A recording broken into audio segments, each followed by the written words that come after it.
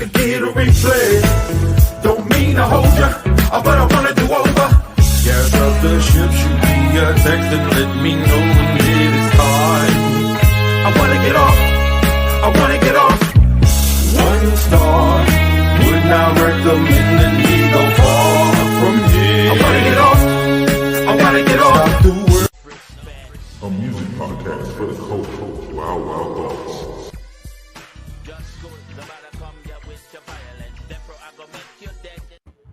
What's up? What's up? What's up, world? What's up, everybody? Welcome to Wild Wild Thoughts, where we talk everything from music, culture, and right now we in the political season, so we're gonna be talking a little bit of politics. We want to thank our special guest for coming in today, my guy Brian. We call him the Brain. Brain Clinton. You know, we went to Washington together. Another prep alumni. You know, people say we like a cult because we always together. We always looking out for each other. Prep don't like nobody. Prep don't like nobody. You know what I'm saying? So look, we're gonna jump right into it. Everybody who's watching, y'all know how we do. Come on in, start dropping the comments. Let's talk about the stuff that y'all want to talk about. Let's really get into it. Y'all know we go all out here. We don't hold back, we don't hold no bar. So you could do, you know what I'm saying, talk about whatever you want to talk about here. So look, man, we're gonna get started first with my man Drake. Drake's been having a tough, rough year, and it's just got a little bit more rough. You know what I'm saying? Like, It don't get no easier. It got a little rougher for him, man. So if you guys don't know, a couple of weeks ago, or was it last week, Drake put out this thing called 100 gigs, where it was like 100 gigs of like content from him. It's like 100 gigs. It's like, you know, it was songs, it was videos, it was interviews, it was unreleased verses, it was unreleased material. And I'll be honest, I really thought what he did was dope, the way he did it, because it was very different. I was really like, okay, I thought it was, you know, very innovative. You know what I'm saying? To do something like this, where it's like literally pictures, videos, all kind of media all together, and you just go to this website. It's like he dropped a big Dropbox link for anybody who knows about, you know, sharing file sharing stuff. Like, he dropped a big old Dropbox link, but it was, you know, it was pretty crazy. But this week he's getting funk from UMG. Universal has come in and said, "Hey, yo, cut it out. You didn't put that out through us. You signed a $400 million deal with us. We own everything. So since we own everything, you got to either put it down, or you got to figure out for a way for us to monetize what you've done." So I want to talk about first just how both sides of it, because we know we're in the capitalist society, but both sides of, like, yeah, he signed the deal, but then also creatively, he don't get to flex that same muscle that your boy Kendrick, frankly, was able to flex. Like, Kendrick could put his stuff out and demonetize it on YouTube so everybody can watch it and react to it, make other videos, and it won't get taken down. Drake doesn't have that same power. And the reason I bring that up is because that's one of the things Drake talked about early on in the records, was like, you can't do nothing and I can do all this. Like, you sign all these people and I could do this. But now in the wash, we see Kendrick is really the one who could do whatever he wants. And Drake can't do it. So Rex, let me get your thoughts first. How do you feel about what's going on with my man Drake, man? I feel like he's having a tough year. You know, give me your thoughts on it. That man is a grown-ass man. He dug himself a own hole. Leave that man alone. It is what it is, nigga. You know what the deal is. You knew what you signed. You knew what you got yourself into. Don't pick up no glove. Don't pick up no pen, no pad, no nothing. If you don't know what you're getting yourself into, period. You put yourself on life support, that's it. That's it. So you don't feel bad for the kid at all? Fuck no, man. That nigga a grown man. Man, please. You feel bad for another grown man for digging their own hole? Look, man, I like, even if it's somebody I don't like, if they getting their ass stomped out enough, I'ma still feel sorry for him. You know, I got a little empathy myself. I have a double whammy with him. I do listen to his music, but I don't like him. So it's kind of a fucked up thing with me. So I just feel like he should know his boundaries already. Like, you know that you have ghostwriters. You know that you're not like that. Why would you fuck with somebody that you know is like? That's like me trying to battle rap you, dude. Like you've been doing this for a long time. I'm not gonna mess with your craft, bro. I'm gonna stand. Yeah, I know what your pen game is. I know what Like, you do, bro. I'm not about to try to out mic you. That little intro you had there was hard, bro. By the way, that was beautiful. Thanks, man. Thank you. That shit Thank was you. dope.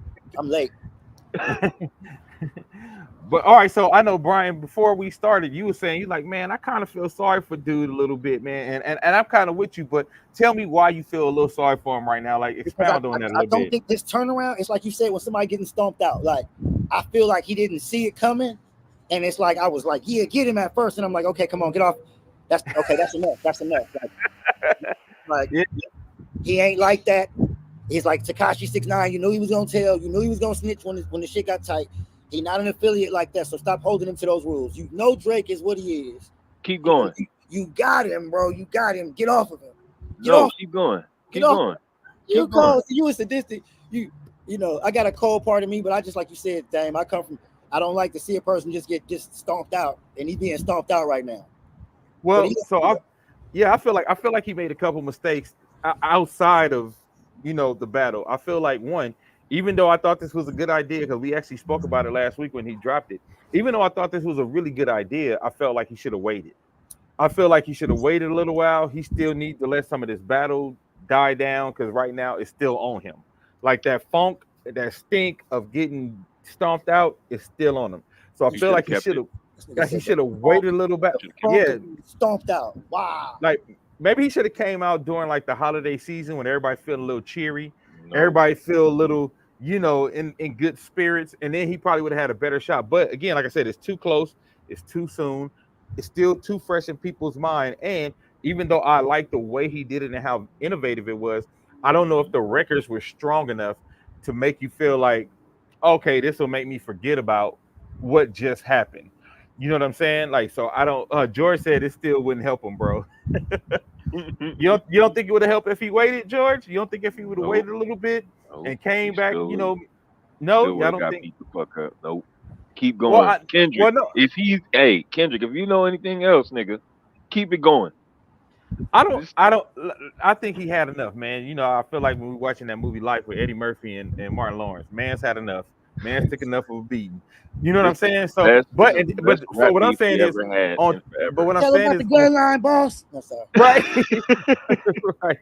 So what I'm saying is, even on top of that, now he got his label beating on him. Now his label is like, oh, you thought you was gonna get that off? Nah. If we ain't getting our piece, and again, this gonna go back to the battle because he was talking so much shit about how he run his shit and how he owned things and how Kendrick couldn't do what he do because he was signed to another dude, and now it's making Kendrick look even more prophetic, like look even more like, oh, he was talking about some real shit. When a label comes back and like, no, you can't put that out. You got to find a way for us to monetize it, or you have to take it all down. And this is not rumor. Like Drake literally posted like some of the cease and desist stuff that they sent to him. He posted it on his page. So I thought that was like very interesting. And again, like I'm with you, Brian. I'm like, bro, can we just like let's relax on Drake? Like the label, y'all can let him get this off. It ain't like he had big hit records on there. When you're on stage at your concert and the DJ does some bitch ass shit like play that nigga shit at my shit, we gotta fight. That's it. I'm not gonna sing the lyrics and yelling out minor. No, nigga, turn that shit off. Or nigga, beat him up. Shut this shit down. Get that camera from him. Shut this. It's like, come on, man. You can't just stand there and get victimized like that. Swing back a little bit. Damn, George. He said Drake is the new Rodney King. Rodney King. God. Jesus, we had enough. They got tired of whooping his ass. Hey, like Tommy Davidson said, they whipped his ass till they got tired. They do. You know what I'm saying? That's a cold thing. Think about that, bro. And I do. Is there a limit? There has to be a line. No, it gotta be. And I feel like with the Drake shit, I'm like you said, even though I was watching this whole thing, and of course we from LA and we from the West Side, so we rocking with Kendrick. Now it's getting to the point where it's like, damn, you feel like everybody piling on dude. You feel like he catching it from all sides. Like, where was y'all at before? Like y'all was hating this whole time. So who's fake, him or y'all? Y'all was faking the whole time. Yeah, well, like I said, we know, I know from being in the music business, like thank God all of the record deals that we've been in, we've been able to get in and out of because we delivered our records, put our records out, hit whatever benchmarks we were supposed to hit. Like, cause technically we still supposed to be signed to Sony, but Sony did us a solid because they knew they was fucking up, so they let us out. So I'm forever grateful for that. You know what I'm saying? But when you sign a deal as big as he did, $400 million, that means you like UMG is on your back as an artist. So they like, we want all of that.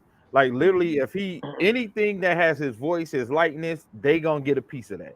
Like 400 million, they get a piece of everything. Right. Hey, I couldn't imagine being in a business like that. Like this right here for me is like doing the most. Me on your podcast is doing the most, right?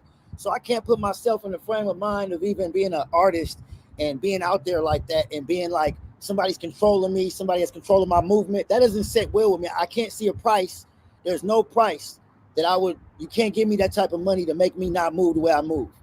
Well, you know what? I'm glad you said that, but as somebody who has been on that side, been in the business, I was lucky to have major label deals, independent deals. I've had all deals, publishing deals. So I've seen all of it.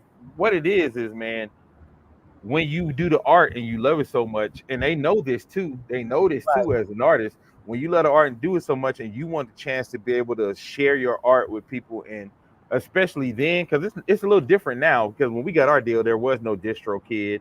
There was no, you weren't able to put your stuff out on YouTube on your own. Like you literally, you had to be on a record label or independent label selling your records. So they was able to gatekeep. But I hear you. But I feel like they want us to feel like we've always had the power. But go ahead. I don't want to cut you off.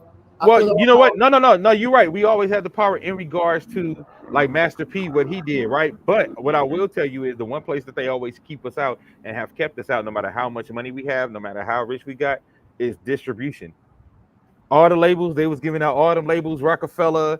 You think about all the black labels that was popping, they would not let us get into the distribution game. And the way the distribution. So what do you say about these people that's been distributed? What do you say about independent artists that have been successful? What do you say about those? I know that's an exception, but no. Well, the models change now, right? Like that's what I'm saying. Like the models change because even somebody like Master P, as independent as he was at the time, because we talking about a different time. We talking about 25 years ago. As dope as he was at selling his own records out the trunk, I think he damn near went platinum before he signed his deal. He couldn't get national because of the way distribution is set up and the way it's still kind of set up that way. But like I said, because of places like DistroKid and I forgot the other ones, but there's a few where you can upload your stuff yourself. Before that, your only way was either be on a label or sell it out the trunk or go to every record store yourself and sell it on consignment. Now, selling on consignment is dope, but you got to think how many resources do you have on your own to go across the country as an up and coming artist, to go across the country and try to give them because that means on consignment, that means I got to go press it all up myself too. I got to spend the money, press it all up myself. This is a slippery slope. It's a slippery slope because, there's a small few, and I can only speculate because I don't have the courage of an artist to do that. But I feel like I would pride myself in those individual tasks. Like me, myself, I'd be like, he was the writer, the district. Like that's just because of my ego. It's an ego, but I think they take advantage of people that are such artists. When you're an artist, you're not thinking analytically. So you do want to share your gift. And that's how people get. And I feel like I can't key in on something where I can look at and I see the sharks. My brain is going to cut off. My talent is going to stop. And I'm going to reframe that.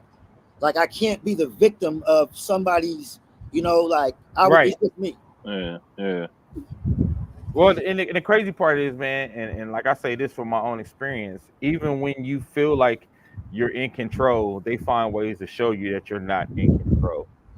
You know what I'm saying? Because like I said, we've done it independently, we've done it major label, we've done it minor, like what they call it a mini major, like a small label through a major label. Like we've had all kind of deals, and it's so crazy because like how one many of our most is it on the Wylde Bunch? How many of is it? Right now, it's 8 of us. 8. Now, one thing that always hurt me about music, I would always love a dope group, and you fall in love with them, and you see them go to a height, then that money come in, and next thing you know, you see people. Have y'all ever been in a situation where money may have possibly put y'all in a bad situation because it's 8 of y'all? We've been in a situation where it could have, but thankfully, I think we're blessed in that most of us are family on one hand, and the other hand, if we not family, we literally been together since like sixth, seventh grade. So shit that move other people in regards to money didn't move us that way. Like I'll tell you, I'll give you a great example. You know how people always say like, oh, such and such sold they sold to the devil. Like that's like a prevailing thing that people talk about in the music business, and they think it's like a literal thing, like you literally sell your soul to the devil, like you sit down with. It's not like that. The way they get you to sell your soul to the devil is they try to find out what your moral compass is, what that thing is, your center, and they try to get you to go against that. Your vice. And if they can get you to go against your moral center, they know they can get you to do anything. So for me, they knew because I'm like the de facto leader of the Wild Bunch. So they knew for me, my center was my family in the band. Like my center was like having my guys with me. So what did they Right. do? They picking me up in limos, taking me to exclusive concerts with nothing but Are you presidents and aware vice that they're doing it for that reason or at the time? at the time 100%. That's why, like Really? I said, because I was because of my parents, because of the way I grew up, and just because of our friendship and our loyalty to each other, I was able to peep what was going on because I never felt like it was really about me. I never believed in the facade. Like I knew once I get off that stage, I'm just Dame. You know what I mean? Like I knew once I get off that stage, like they don't really care about me if I'm not delivering what they need. Because I was lucky, I produced artists before I got my artist deal, so I was known as a producer. But I watched how when I was producing, if the artist didn't perform the way they thought, when they bought the artist to me, they was taking them to steak dinners, giving them all kind of whatever they wanted. But as soon as the album didn't do what they thought, they was like, "Oh, they awful." So I was like, "Oh, I knew I peeped it early." You know what I'm saying? So then they taking me in limos to like John Legend concerts and exclusive discs to go meet Prince and all kind of stuff. And then it comes, they Said meet ask, Prince. yeah, yeah. Wow. So then it's like then it comes and they like, hey man, you know you can make all this money by yourself. Just get rid of the band and we could take you to higher heights and do this, that. I was like, oh shit, here it go. And in that moment, I was like, nah, I'm cool because the reason I got here is because of the band, because of our chemistry, because of what we've built together. So I would never go against that. And they're like, oh, okay, well, it's just a thought. Like, you know what I'm saying? Like they thought I was Wow. gonna roll with it. And they were like, it's that's cool. You keep the band. But I know there's some people who are thirsty enough, you know what I'm saying? Like thirsty enough to want to like be like, oh, they'll do anything to get on.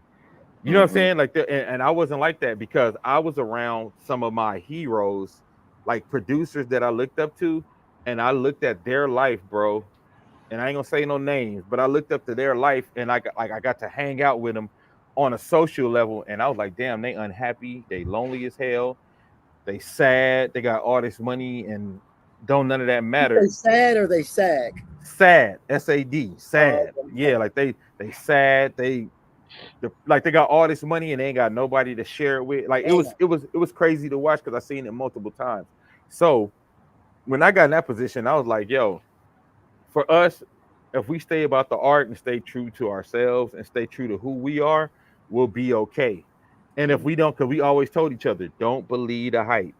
Don't believe the hype when girls is throwing themselves at you. Don't believe the hype when they saying you the greatest thing ever. Don't believe the hype when they come to you saying you the best one in the band. You know, because they're gonna do all of that. You can't believe the hype because you got to realize there's an ulterior motive to all of that. Right. You know what I'm saying? So, like I said, because of my familial relationships and because the way I was raised, I was a little more grounded when they tried to throw the okey doke at me, like, oh, if you just get rid of the band, we'll do bop bop bop, you'll go platinum, bop bop bop. And I'm like, they try to get you to screw your whole family over. You know, they want you to screw your whole family over. And if they knew if they could get me off my moral center to get rid of my family, then they could now get me to do whatever they wanted me to do in the business. They can control me the way, like, if you ever watched the Temptations movie and you see how like Paul Williams, his whole thing was, I don't drink, I don't drink, I don't drink. Right. And then they finally got him drinking and everything changed. It's kind of like that's like a microcosm of how it works. Like Brian, if you just like, hey man, I just want to be faithful to my wife. If that's your thing coming in and they like, oh, dude faithful to his wife, they're gonna try everything to break you from being faithful to your wife. Because once they get you to do that, they know like we can get him to do anything because we knocked him off his square. We knocked him off his moral compass. You know, it's funny. I believe everything you're saying. I know it's like that, and it's funny. You can attest to this. People don't know me watching this. I'm that weirdo that always isolates myself, right? I can see it's when you're in the crowd, you can't see that. Once again, I don't even deal with the crowd. So just I would be uncomfortable being in a circle of any of that. So like I said, it takes courage to even be around a bunch of people that you know is predatory. Like even you being conscious of what they're doing, but having the wherewithal to be like, I'm a maneuver like this. Everybody can't do that. Everybody, you know what I'm saying? Like, Yeah. I want to give a shout out to Artemis. Hey, if y'all on Instagram, go follow Artemis Gordon, man. He be giving all the game. Like some of the stuff I'm talking about, he talks about all the time. He gives all the game of the music what you business. call it? Art of the what? Artemis Gordon. I'll put it in the comments. It's getting dark out here. Let me get a light. Hold on. All right, yeah, Artemis Gordon, man. He always very informative page, and I know that he's the real deal because a lot of things that I witnessed in the business, he'll talk about it from a perspective that I'm like, only somebody who knows would know the stuff that he's saying and know what he's talking about. So if y'all want to follow a page that'll give you some really good insight on the behind the scenes of the music business, behind the scenes of the politics game, behind the scenes of like all these artists that y'all look up to and stuff, make sure y'all follow Artemis Gordon, Artemus Gordon. I'm gonna put it in the comments now for everybody who, you know, who wants to follow him, because like I said, he's a great follow. CJ Chloe says she knows Brian is a weirdo. We all Brian is a brainiac, so he's been like that since we was, you know, since we was kids. Let me put him his at Artemis Gordon. All right, y'all go follow him on Instagram if you want more insight. Is that Chloe right there? Yep. Yeah. Yeah, like if y'all want a great follow on Instagram, his stories, go follow his stories, and you can follow, you know, all like Let me go do it right now while I'm hold on. Yeah, go follow, man. Go follow Artemis. Like I said, it's a great follow. And since we're doing promos, I'm gonna do the show just got my follow. So yeah. What up, V Trees? V Reason. Yeah, this is Artemis right here. Make sure y'all go follow him. Artemis Gordon on Instagram. Like I said, it's a great follow if you are into the music business, into trying to learn behind the scene things that you probably, you know, wouldn't ever know or wouldn't have access to. He kind of gives you a peek behind the curtain and give you some access to some of the things that I'm talking about in regards to like our experiences being signed to Sony, our experiences being signed to a minor label through Warner Brothers, our experience being independent. He speaks to all of that. So shout out to Artemis, you know, for even joining and for watching, man. Appreciate Artemis Gordon, one word. Hold on, make sure I got the right name. Okay, got it. Yeah, you got it. It's like a cowboy dude with a cowboy hat got on. You. With the little pup daddy right there, got you. Yeah. So yeah, man. So just to give you a little insight, Brian, that's what I mean by like how the business. So and we were at like the bottom level. So you can imagine the level Drake is at, being the $400 million man for UMG. You understand what I'm saying? Like you can understand there's a different set of vices, a different set of, you know what I'm saying, rules that come with that, like a different set of all that. So, you know, that's just to give you, you know, a little bit of insight on why I feel like it's tough for Drake and what he's going through right now. And you like he was trying to make his little comeback, and now his label comes in like, nah, bro, if we can't monetize that, you can't drop that, you can't do none of that. So again, it's like he's taking another L at the end of the summer. You know what I mean? Like my man is it sucks, man. It sucks, man. What up, V Trees? Thanks for joining us. Glad to get you on. Sorry, we were just talking about Drake, and he tried to put out his 100 gigs thing that we talked about last week, where he was, you know, where he was dropping some stuff for him to try to get back in the game and all that, and it was going well. It seems the fans were starting to pick up on it, and then next thing I know, UMG starts sending them cease and desist and send them a letter saying, yo, if we can't monetize this, you got to take it down. You know, we own all the rights to everything, because the 100 gigs, which was brilliant, it was videos, interviews, just behind the scenes stuff, him in the studio. It was all that. And they like, yo, we want the new site you're talking about. Yeah, on the new site. They like, we want a piece of all that, or you gotta take it down. You know what I'm saying? You might as So well just give them a piece of it because you already put it up and you under them niggas. So just give them a piece. Damn. I I'm mean, surprised you didn't factor that in to begin with. Actually, Man, but still, like you already under them and you putting shit out is just like kind of weird. But just give it to them. You under them and you got this success this long. What's uh, the point? my boy Cedric Ledetto on Instagram too. He said, "What we talking about?" He said it's the same like that in comedy, which I've actually heard. Like he said, it's really like the same way in comedy, like trying to get on and the stuff they try to put you through. And I think it's entertainment in general, right? It's entertainment in general, and they try to get the weak people. That's how when you see artists who they get hooked on heroin and hooked on drugs and all that, it's like they try to get the weak people. They're like, we can make the most money out of them, control them, and then when they're done and all used up, it's a wrap, and we got everything out of them that we could get out of them.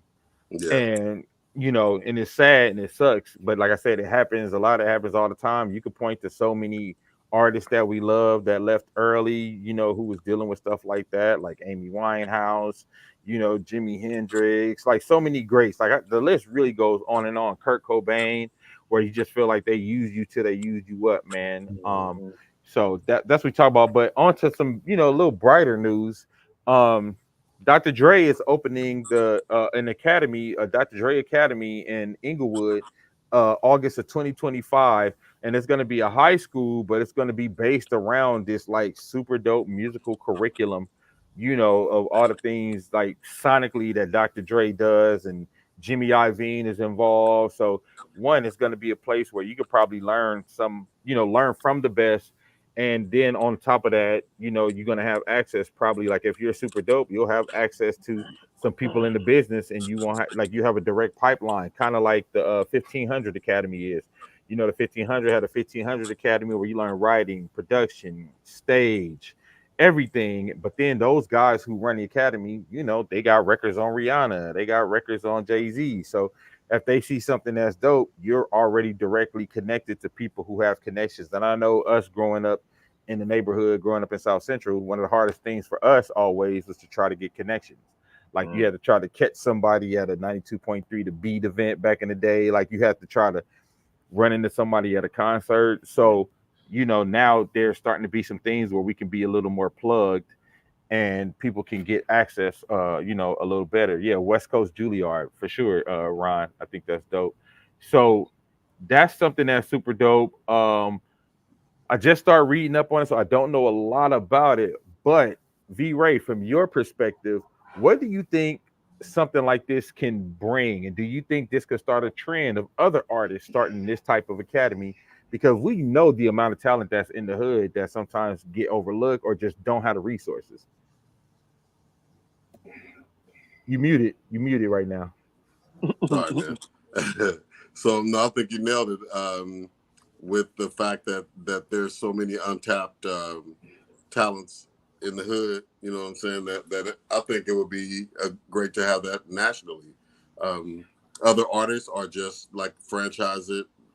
Well, not franchise may not be the right word, but you know what I'm saying. Have locations in other areas, and actually you can create new music meccas just by tapping into an area that has heretofore not been known. Like everybody knows New York, LA, Atlanta, sometimes Chicago, maybe Seattle for a minute had its own reputation, but you can, depending on where you decide to set up shop for something like that, man, you could tap into just so much new talent. And I think it builds a new level of confidence with the amount of marketing that can take place now to push projects and circumvent just what you're talking about with UMG and Drake type situations. It gives a better platform for independent artists to work independently and be successful. I don't see it losing anywhere on the table. You know what I mean? So yeah, I think for the culture, it really contributes from that perspective as well. So it's got to be all good, man. I'm just surprised Drake didn't do it in Compton instead of Inglewood, but Yeah, well, I think he had started. I think he did some things at Compton High already. yeah, Like he had rebuilt some things at Compton High already.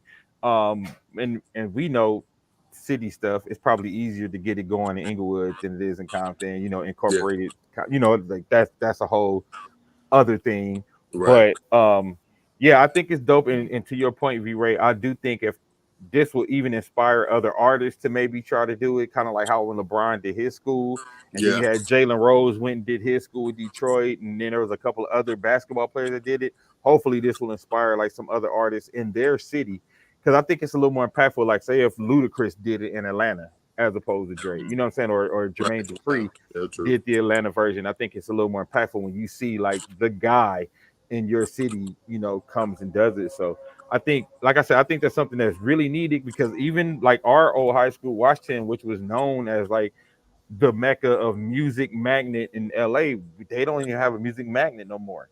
So I'm just like, you think about, yeah, the music magnet is gone at Washington, bro. The music magnet is gone.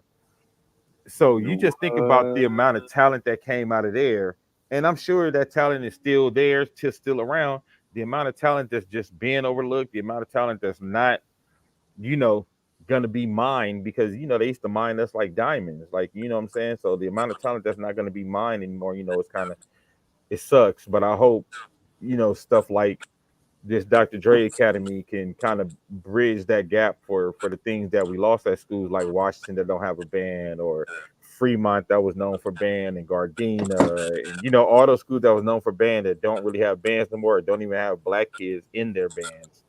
You know what I mean? Like stuff like that. You know, I hope that this can be something that can, one, help rejuvenate people wanting to be in the arts, because so many of the arts have been taken out of school, and they want us to basically like focus on sports as you know, a way out. You know what I mean? So I just think, you know, hopefully this can change some of those dynamics, man, because it really makes me sad that this is where we are, and that this is how it is, man. Yeah.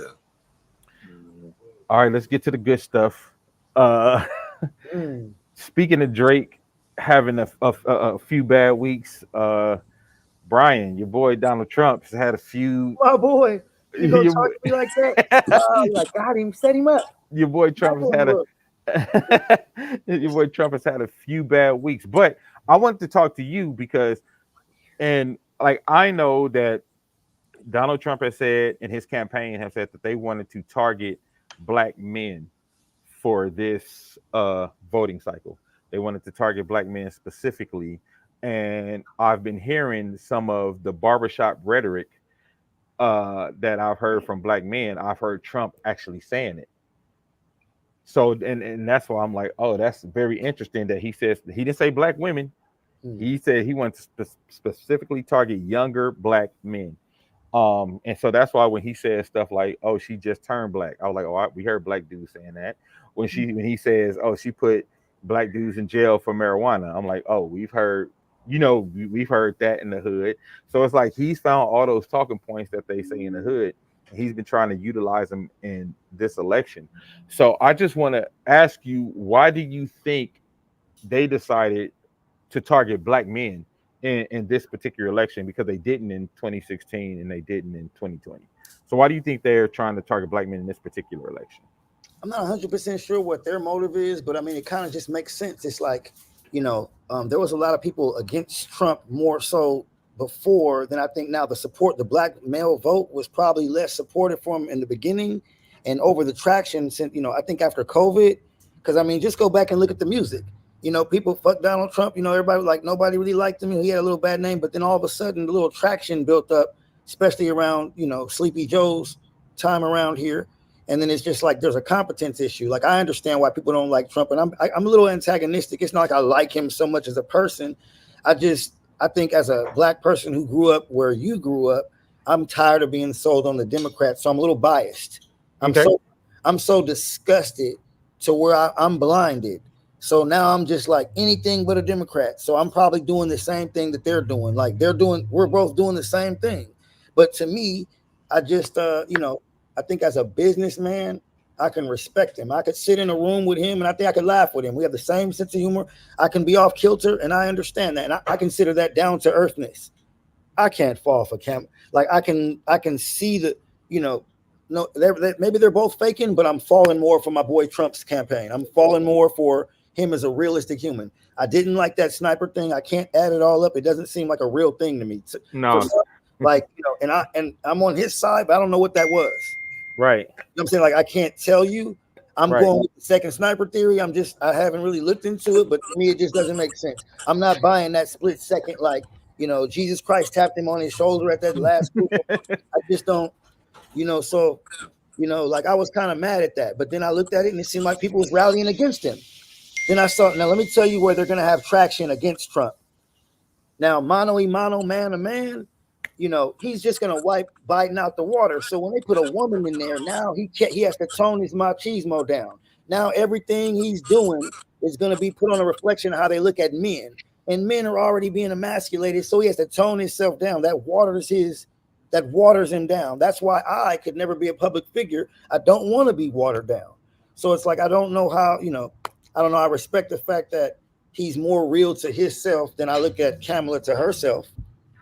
Okay, and I can respect that. So let me ask you this, because it's interesting that you said that, because you said once they threw a woman in there, it feels like, he had to tone his machismo down, which I don't really think he toned it down. I think he does not know how to attack her. I think he's having a problem figuring out, like, because he's so used to being able to hit a Sleepy Joe on your ass, Right. hit a Crooked Hillary, get a message to go in the stick. And he's been trying to figure it out for 3 weeks. And I don't think he's been able to get nothing to stick this time. And also, I think because you have to be careful. Look, we're in that Me Too era. It takes one slip up to screw his campaign up with a woman now. These factors didn't exist a long time ago. It wasn't like that. It was like before, it was just understood that just wasn't their position. So then all of a sudden, now that it's a possibility, and now it's even more of a, I saw the play coming when Biden came in, because I was like, man, I hope he doesn't die. Like, I just need him to live. I don't like the guy, but like, live, bro. Because, hopefully he's still alive somewhere, because I can't just have her de facto just falling in office like, oh, she's the president. No. I feel like everybody then ate something in their applesauce, and I don't know what's going on, but I don't know why everybody's, why am I somebody calling me right now? It's like, I just can't see why everybody's falling for that. They're just eating it up. I don't see why y'all can relate to her. Okay, well, we can talk about that, and we'll go around. We'll go around the room and let everybody talk about that. So I'll say, for me, it's not about relatability personally, even though I think that people are relating to her better now than they did in 2019. And I've talked about this on a couple of different podcasts that I've joined even. I think in 2019, it was something very phony about her. In 2019, I felt like they was trying to get her to run the Barack Obama playbook to the T. And I felt like because they was trying to get her to run that Barack Obama playbook, it wasn't connecting because it didn't feel real, right? And so I felt like because it didn't feel real, she didn't connect with black men. She didn't connect with black women. She didn't really connect with the voter constituents at the time when she was running her primary. But this time when she came out the gate, and I called some of my political, like my friends who work on the inside after she came out as the candidate after Biden dropped out. And I said, hey, yo, am I tripping, or does something feel different about what Kamala's doing this time? And they said, no, you're not tripping. They said it feels like she was like, look, I've been playing y'all game long enough. I'm finna finally come out and I'm gonna be myself. And it seems to be connecting because you don't have that, like, it don't seem like she's trying to act too black, because I feel like the first time she was doing shit that felt like she was trying to, hey girl, you know what I'm saying, like she was trying to act a little too black. So you're feeling her a little bit. You're feeling what you feel she's herself. I feel like she's a little more sincere this time. I feel like she's a little more comfortable in who she is. Like, I feel like she's a little more comfortable in her skin and how she's presenting herself, and that's why it's connecting a way it didn't connect the first time. Can I throw a stone? Yeah, please do. Let's go. Because, like, isn't she like the most inactive vice president in the history of like the United States of America? Like, where has she been? Well, no, that's not factually true. There's actually like, and yeah, that's not true. So I tell you two things that happened. One, because everybody knew Biden was kind of diminished, they had to put her in the background because they couldn't have her running circles around him while he's the president. Same reason why she didn't pick Shapiro as her VP pick, because that's a convenient response, bro. That's a very convenient response, man. You're very smart with that one. No. I mean, if you like really think about it, really look at it. If you had somebody who like, you can't have it look like she's pining to take his place. Like, if she's showing up while Biden is supposed to be president and everybody in the Democratic Party at the time was trying to push the line that Biden is good, he's handling business, he's ready to go. you can't have him standing next to somebody who's savvy and who's moving fast. Because just like think about it, look how bad he looked next to Trump. Look how bad he looked when he was speaking side by side with Trump. It was a Now, shame to see. It was now see. Remember we no, saw exactly, remember we saw exactly. Drake. Remember we saw Drake. Yeah. This is why I'm like, I'm on the Trump side going, okay, now that man has Alzheimer's. Get him off that stage. Okay, so I agree with you, right? So look how bad he looked next to Trump. Imagine how he would look if him and Kamala was showing up at events and he's speaking and she's speaking. I don't think it would have been. I don't think it would have bode well for him. That's an angle, but couldn't somebody also think how strong you would make the Democratic Party look if you put some competence around, like put some competence in the situation? So this is the thing. He has a very competent cabinet, not just Kamala. Like his whole cabinet is very competent. All the people working around him, Pete Buttigieg, super competent. You know what I'm saying? Like he got really good people around him, really good people for policy around him. And as much as people try to say that, oh, she's been the most inactive vice president, because it's funny because I watch these CNN shows, I watch these Fox shows, and I watch their talking points. I know what the Republicans went out and told all of Trump's surrogates to say because they all get on TV the next day saying it the exact same way. So the first thing that they said, they started with she was the most inactive president, right? That's what they said first. But then everybody that's the thing. I was just joking. Yeah, no, that's the thing. So then it they felt like she was, though. It just felt that way to me. Well, no, and I said this when it first happened. I said they definitely pushed her to the background. For sure, they definitely pushed it to the background. But even with her being pushed to the background, you go look when there was the bipartisan border bill, she was a huge part of that. Even though Donald Trump told them to shut it down, and we'll get to that and talk about that a little later. But she was a part of that. She was a part of she's the first vice president that helped Black women get the post and prenatal care for going to the hospitals because so many Black women have been dying. They were like Black women had like the highest fatality rate when it comes to having babies, and doctors just not believing them when they were talking about what pain they were in. Doctors not believing them when they were talking about what they were dealing with, what they were going through. So she was a big part of that. She was a big part of all of the what do you call that?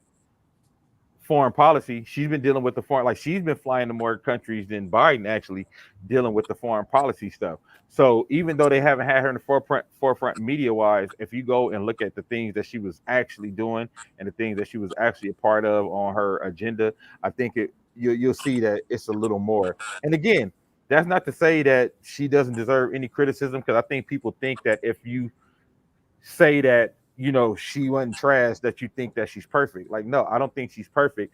I just think that the things sometimes that she get criticized on either aren't true.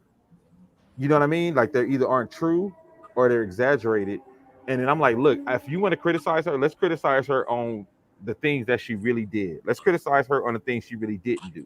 Let's criticize her on real issues, not these talking points made up by a meme, not these talking points that aren't like that can be easily debunked. Like the other day, Trump saying, her crowd's fake and her crowd was made from AI.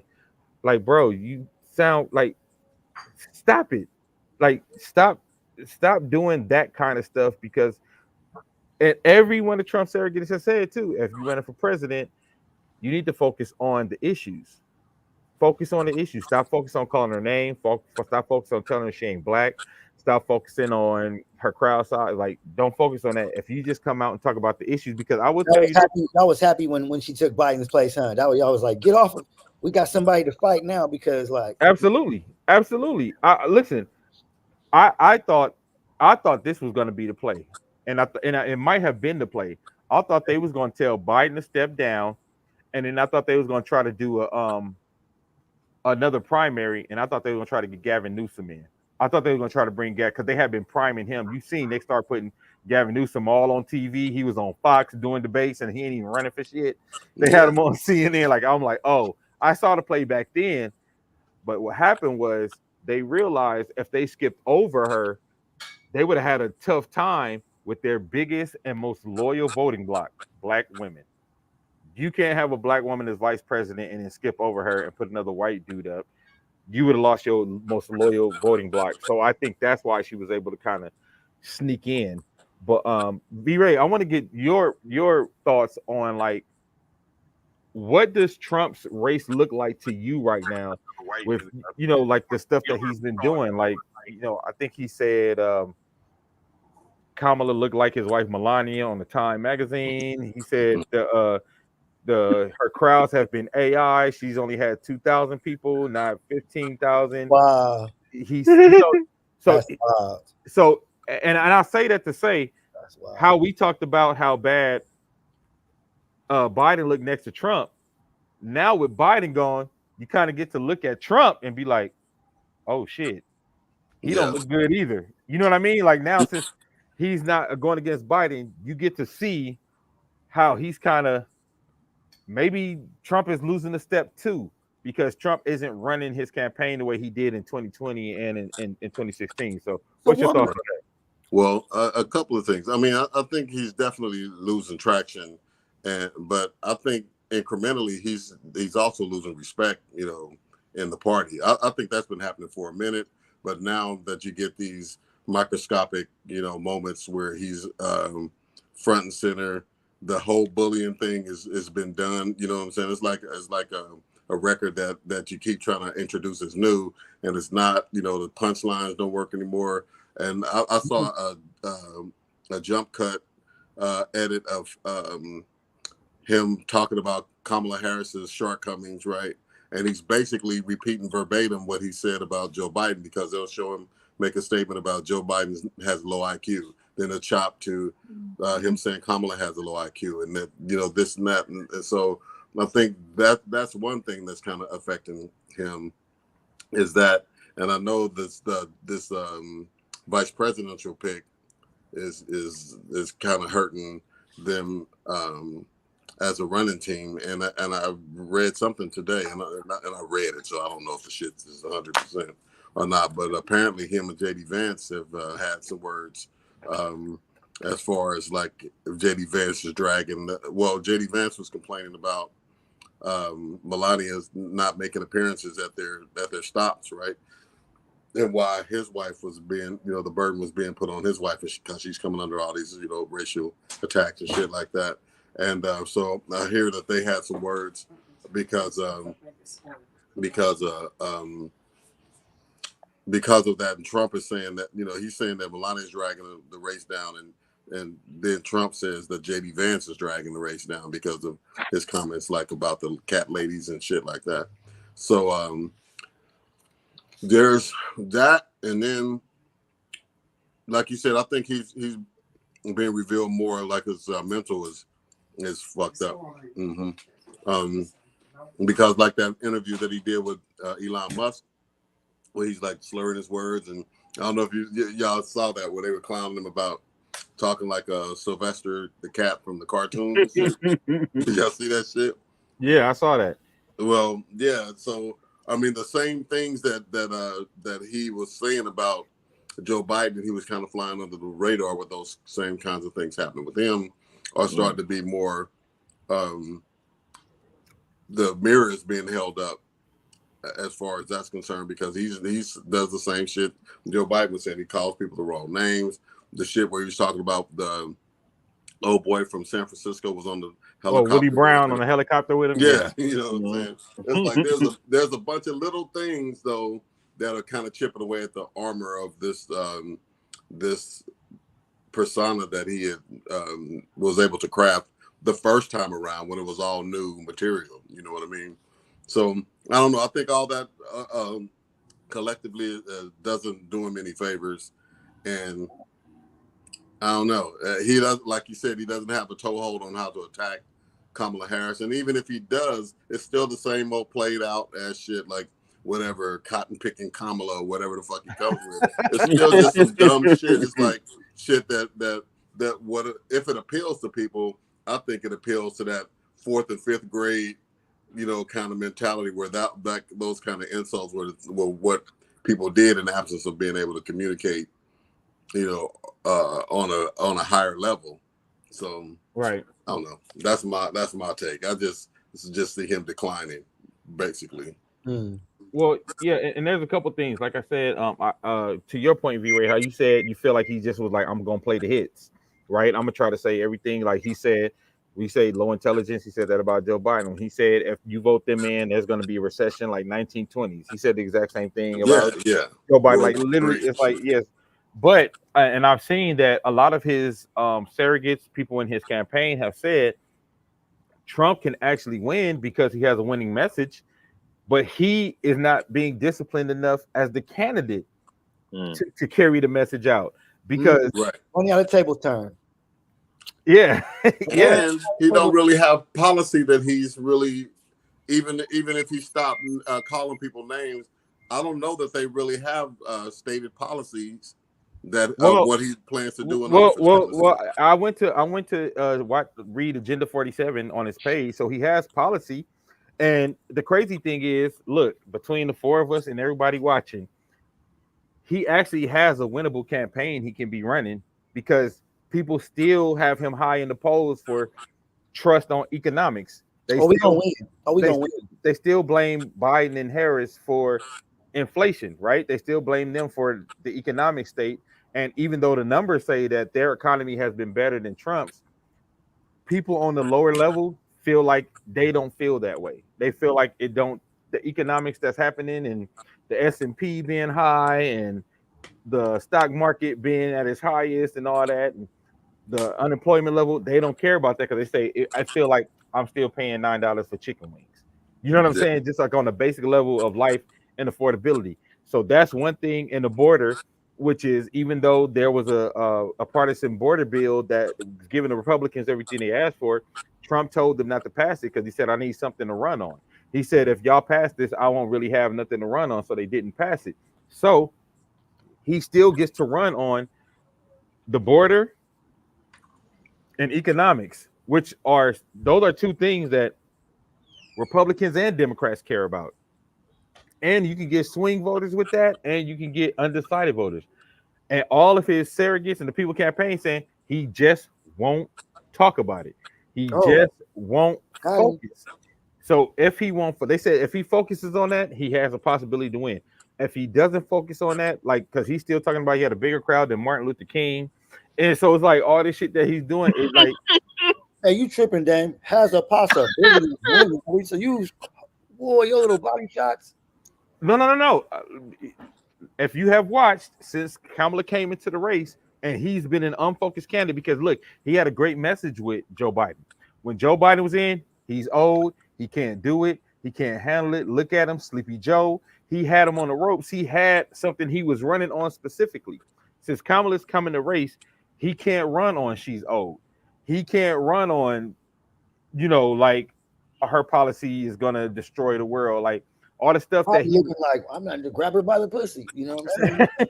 But that's what I said. But like he can't run on that stuff. So since he can't run on that, if he focused, because they were even talking about bringing Kellyanne Conway back, because they're like maybe Kellyanne Conway could be the Trump whisperer, because they like, all right, the next stop on the campaign trail, just say this, and don't talk about her being stupid, because they say when you say she's stupid, that pisses your woman voters off. When you talk about all this divisive stuff, it's like you can't do that anymore because the world has changed since 2016. The world has changed since 2020. So if I can interject, that's the point I was making earlier. Just the fact that like they've weaponized femininity. I don't think it's about femininity though, bro. I honestly, I don't think what he's doing is not about femininity. What he's doing about him. No. But I'm saying, but what he's doing that's making him slip in the polls is it's his lack of focus. It's the things that he's deciding to focus on. Because styles determine fights. Like 100%. A can beat B, B can beat C, but C can't necessarily beat A by that logic. So it's like if you have a whole campaign based on somebody, you train for Mike Tyson and you get Buster Douglas. Yeah. You wasn't ready for that height difference. He has to make a slight adjustment. And when you get up in age, it probably is, no matter who you are, your faculties start to slow down. And probably, he's not as witty as he used to be. You have to kind of slow down and regroup.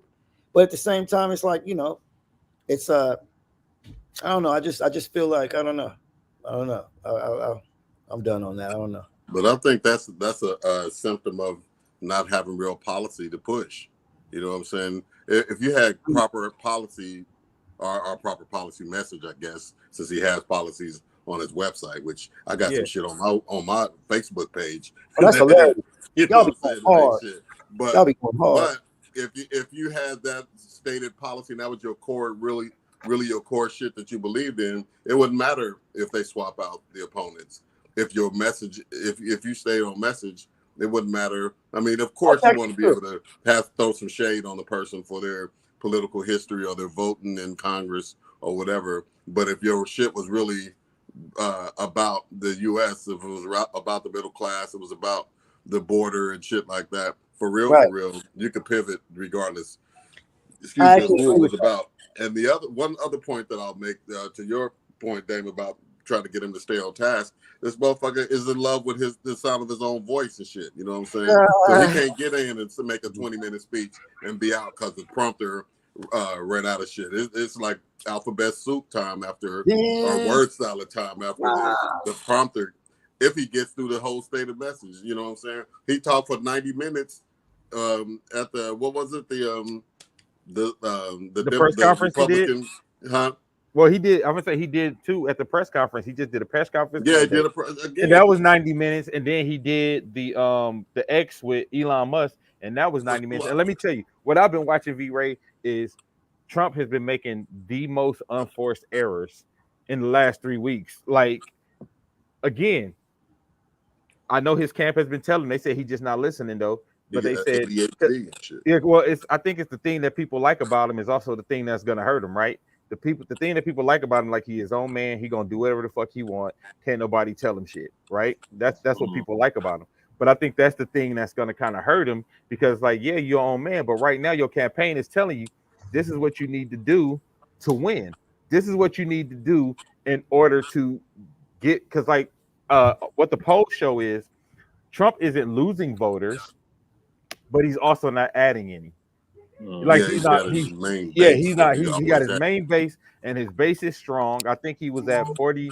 I think he was at 44% against Biden. At core audience. Yeah, and he's still at 44% though. And I feel like Kamala's been adding coalitions. Like, I don't know if y'all saw yesterday, there was a Zoom call in the press conference for Republicans for Kamala. Like, there was white dudes for Kamala and comedians for Kamala, and like there's all these different groups that have been doing Zoom call raising millions of dollars for her from small pocket donors and adding volunteers and adding people on the ground. And she's opening field offices in places that they thought she had no chance in because they're saying now it went from leaning Republican to a toss-up. And I think a lot of that has been because of unforced errors by Trump. Get in there for 30 minutes, Trump, talk about your policy and get out of there. But the longer he talks, he puts his foot in his mouth. So I'll give you an example. With Elon Musk, he was talking about the economy. He was talking about what he would do to fix the economy. He was talking, and I'm like, okay, he might have figured it out because everybody had been saying, like Nikki Haley got on Fox News and was like, stay on message. So I'm like, maybe he heard him. And then what happens? He put his foot in his mouth with the unions because he tells Elon Musk how he admires him for firing people when they tried to go on strike. And like, yo, you're supposed to be going after unions. You said you were the union guy. You said you were the guy for the workers and not the upper echelon. Like, so all the things that you are running on, the more you talk and the more the real you comes out, there's unforced errors. Because I'm like, nobody asked him that question. Nobody tricked him up. That's something that he literally did on his own. Nobody told him to go in front of all the black reporters and say, hey, yo, Kamala just turned black. Another unforced error. Like, that's unforced, right? Like, so all these unforced errors. And he said, and I said, oh, this is why he keeps doing what he's doing.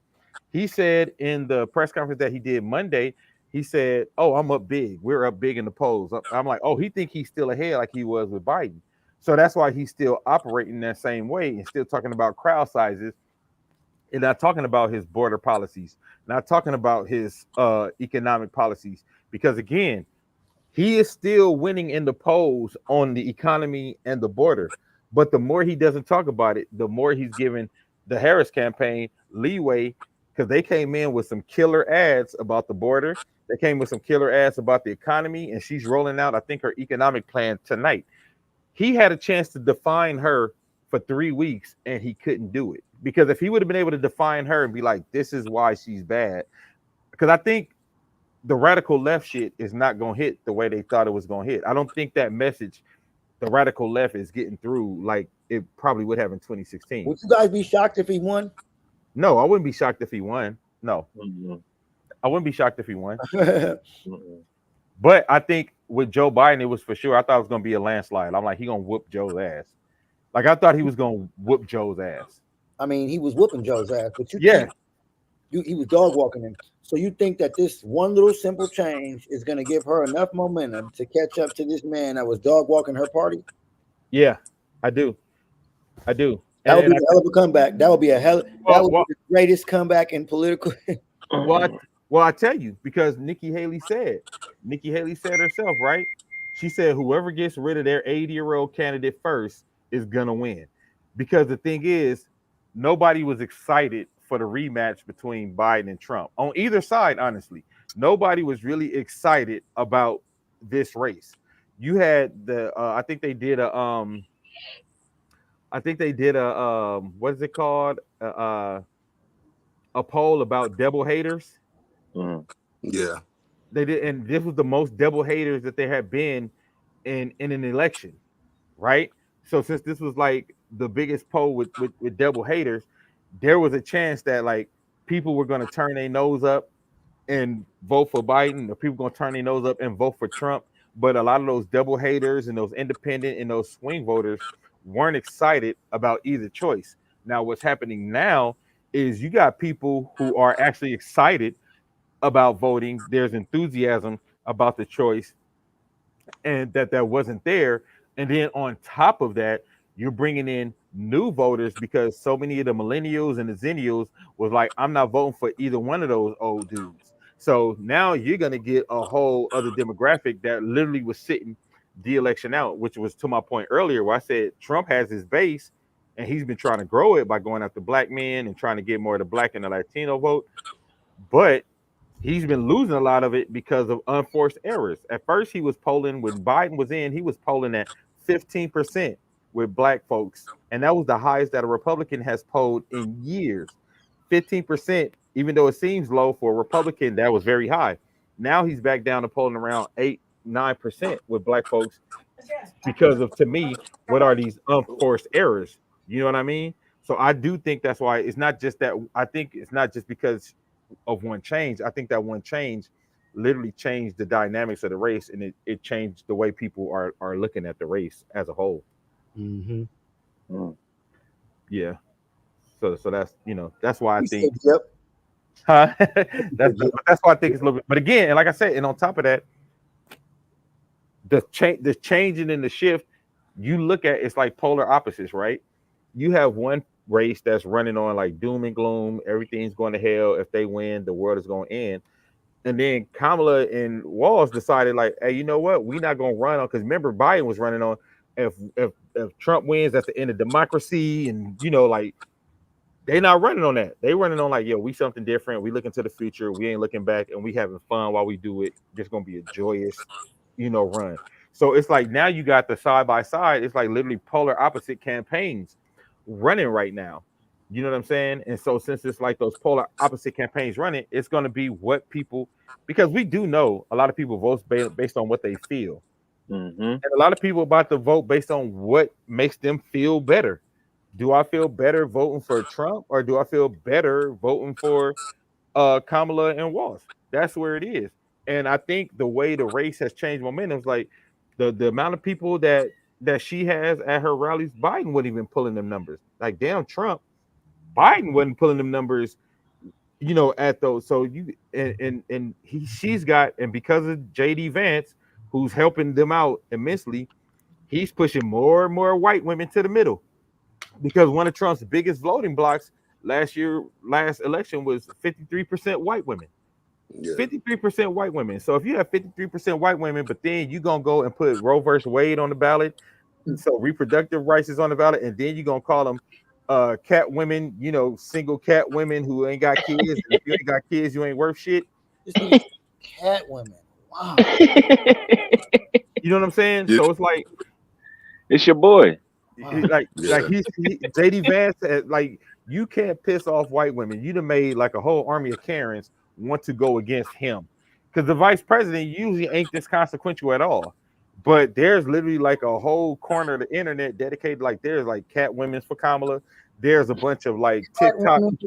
Yeah, there's TikToks about cat women talking to JD Vance like, I'm a cat woman. I ain't had no kids. And of course, how terrible is it to tell a woman if she don't have no kids, her vote shouldn't count as much as his because he has kids? Because some women can't have kids because of medical reasons. They ain't met the right person. Like, that's a very, very personal thing.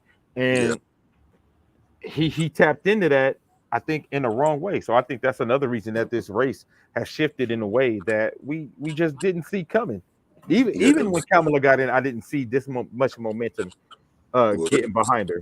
There's definitely some erosion in the Republican support of dude, and and there's a faction of Republicans that just want him gone. You know what I mean? They're like, we'll take the L this election cycle to hopefully be rid of Donald Trump as a candidate and get a new figurehead Republican golden boy that could run in the next election and just like start with a clean slate and reestablish like real Republican ideals in the candidate, because and I'm glad you said that, V-Ray, because that's the actual, you really just said the stump speech that Republicans for Kamala said. Like, they literally said, look, this don't mean that we're Democrat, but this means that we want to take the conservative party back to a real conservative party, and to have real conservative ideals and values. And they said that they feel like Trump doesn't really represent small government, because small government wouldn't be trying to do Roe versus Wade, right? Real conservatives, true Republican conservatives are about small spending. Trump spent trillions, and this pre-COVID. You can look this up. He spent trillions and ran up the debt in office pre-COVID. That's not conservative. So things that true conservatives want and look for, that they thought they was going to get from him, he didn't do. So he didn't. He ran up the debt, took away Roe versus Wade, and then didn't build the wall. Those are the three things that were most important to the. You want the wall? No, I'm talking about what the conservatives wanted. Those are the three things that true conservatives, not MAGA, because there's a difference between MAGA Republicans and true conservatives, right? Those are the three things that true conservatives thought he was going to bring and was dependent on him for, and he wasn't able to bring it to the forefront and to fruition. So now they're like, okay, now we got to get MAGA out. If get MAGA out of here, we can get back to true Republican values, true conservative values. So I think, again, that's where he's like, he's missing on some of the things that got him in the first place, right? Like pissing off your constituents, you piss off women, you piss off union workers, saying, telling Elon Musk you admire the way he fired everybody when they tried to start a union. like again, wait, what did you say? He said he admired the way Elon Musk fired everybody when they tried to start a union and go on strike. Yeah, I mean, my favorite basketball player was Charles Barkley, and he says a lot of stupid things every once in a while. So I just let it slide. Like, that's one of them things where it's like, I'm a Trump supporter. It's like he does say stupid shit, right? But I mean, he does say some stupid shit. But I'm just more so a conservative myself. I consider myself to be conservative. I was gonna say that because I know before Trump, you've been a conservative before Trump, from what I've known, from like. Right. How do you? Wow. Yeah, very few people. Yeah. Like from watching what you post and interacting on your page all these years, I know pre-Trump you were actually a conservative. I think there's a difference between a true conservative and a MAGA Republican. Right. Oh, I'm not. I mean, I'm not. I know you're not like all MAGA out. I know you like to what's the word? You like to get the people going on I like Facebook. To antagonize. I know you like to antagonize, but I also know that at the core, though, you're really a true conservative, though. Right. You remember Family Ties? You grew up on Family Ties, right? Yeah, Alex P. Keaton. Yeah. It's like, that was the first time exposing to that time, and my mind was looking at it at that time, like, why would he be a Republican? And I like the whole get down, so I grew up looking at that as a perspective that just seemed like I wasn't seeing it around me. I'm like, where is this thought process? Why is everybody like? I didn't were you a Jordan fan? I know this is off subject. Were you a Jordan? Yeah. Fan? I just don't. I'm not a person who likes to go with the masses. I knew he was good, but I was Charles Barkley. It was like I couldn't give Jordan. It's like I'm always going to go for that, I'm just Right. gonna hit the left when everybody's going. Left to center. Yeah, but so that's why I'm glad I got a chance to talk to you though, because like I said, because of that, like me, I'm an independent. So I look at policies, I look at what the people say they're going to do more than I look at the personality, because I feel like so many of us get caught up in voting for personalities Right, as opposed to We do. as opposed to policies.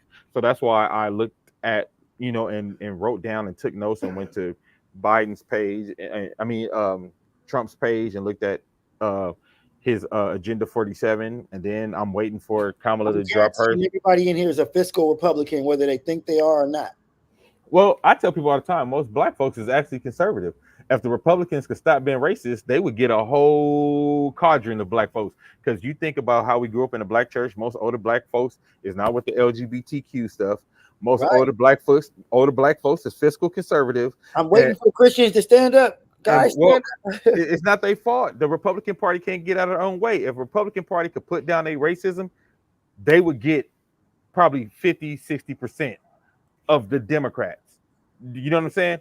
But because they can't get, it's like they mirror with racism and can't figure it out. Because I tell people all the time, I tell a lot of the conservatives that I know, I'm like, yo, if y'all could figure out how to stop being racist, y'all would connect. If you can figure it out, you would connect with so many, you know what I'm saying, black conservatives, because most blacks in church, most black Christians grew up with conservative values and actual conservative views, even when it comes to small government, even when it comes to being fiscally responsible, even when it comes to the LGBTQ rights. Like, those are all the things that a lot of the older black folks align with evangelical conservatives on. But the evangelical conservatives is like, but no, you're still a nigga. You know what I'm saying? So that kind of kills that. Like, because I've been talking about that for years. Like Shannon Perkins just said, she said, I'm conservative, but I can't stand up for the hate. And that's what happens a lot of times. Like, and I tell people all the time, like, there's real conservatives that I'll have conversations with if I feel like you're actual conservative, not just a Trump Republican. Like, there's guys like Shermichael Singleton, who I follow on Instagram and follow on Twitter or X or whatever. But Shermichael is a black conservative, but he's one of the few black conservatives I've seen that don't get to cooning. You know what I mean? Because it's like most of them at some point they get to tap dancing. What? They get to tap dancing. Shermichael Singleton.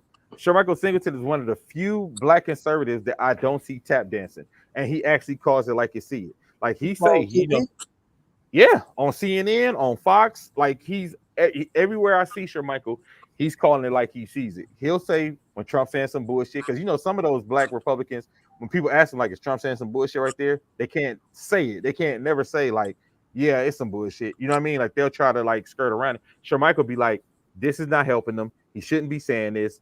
He needs to stay on message. Da da da da. He's one of the few that I've seen that were on the conservative side call out Trump when he said, Kamala's just. Yeah, I know you're talking about now. I had to look him up. You know what I'm talking about, right? Yeah. So he's one of the, like, a conservative like him. I'll have conversations like him because I'm like, oh, he's a sensible conservative, and I understand why he follows the conservative party, and he can articulate it very well. Now, there's a lot of lower educated MAGA Republicans who consider themselves conservative. So when I try to have a conversation with them, they can't talk to me about policy. They can't talk to me about why they really vote for Trump besides, oh, that nigga don't give a fuck. I like that. You know what I'm saying? And I'm like, and to me, that's dangerous on both sides.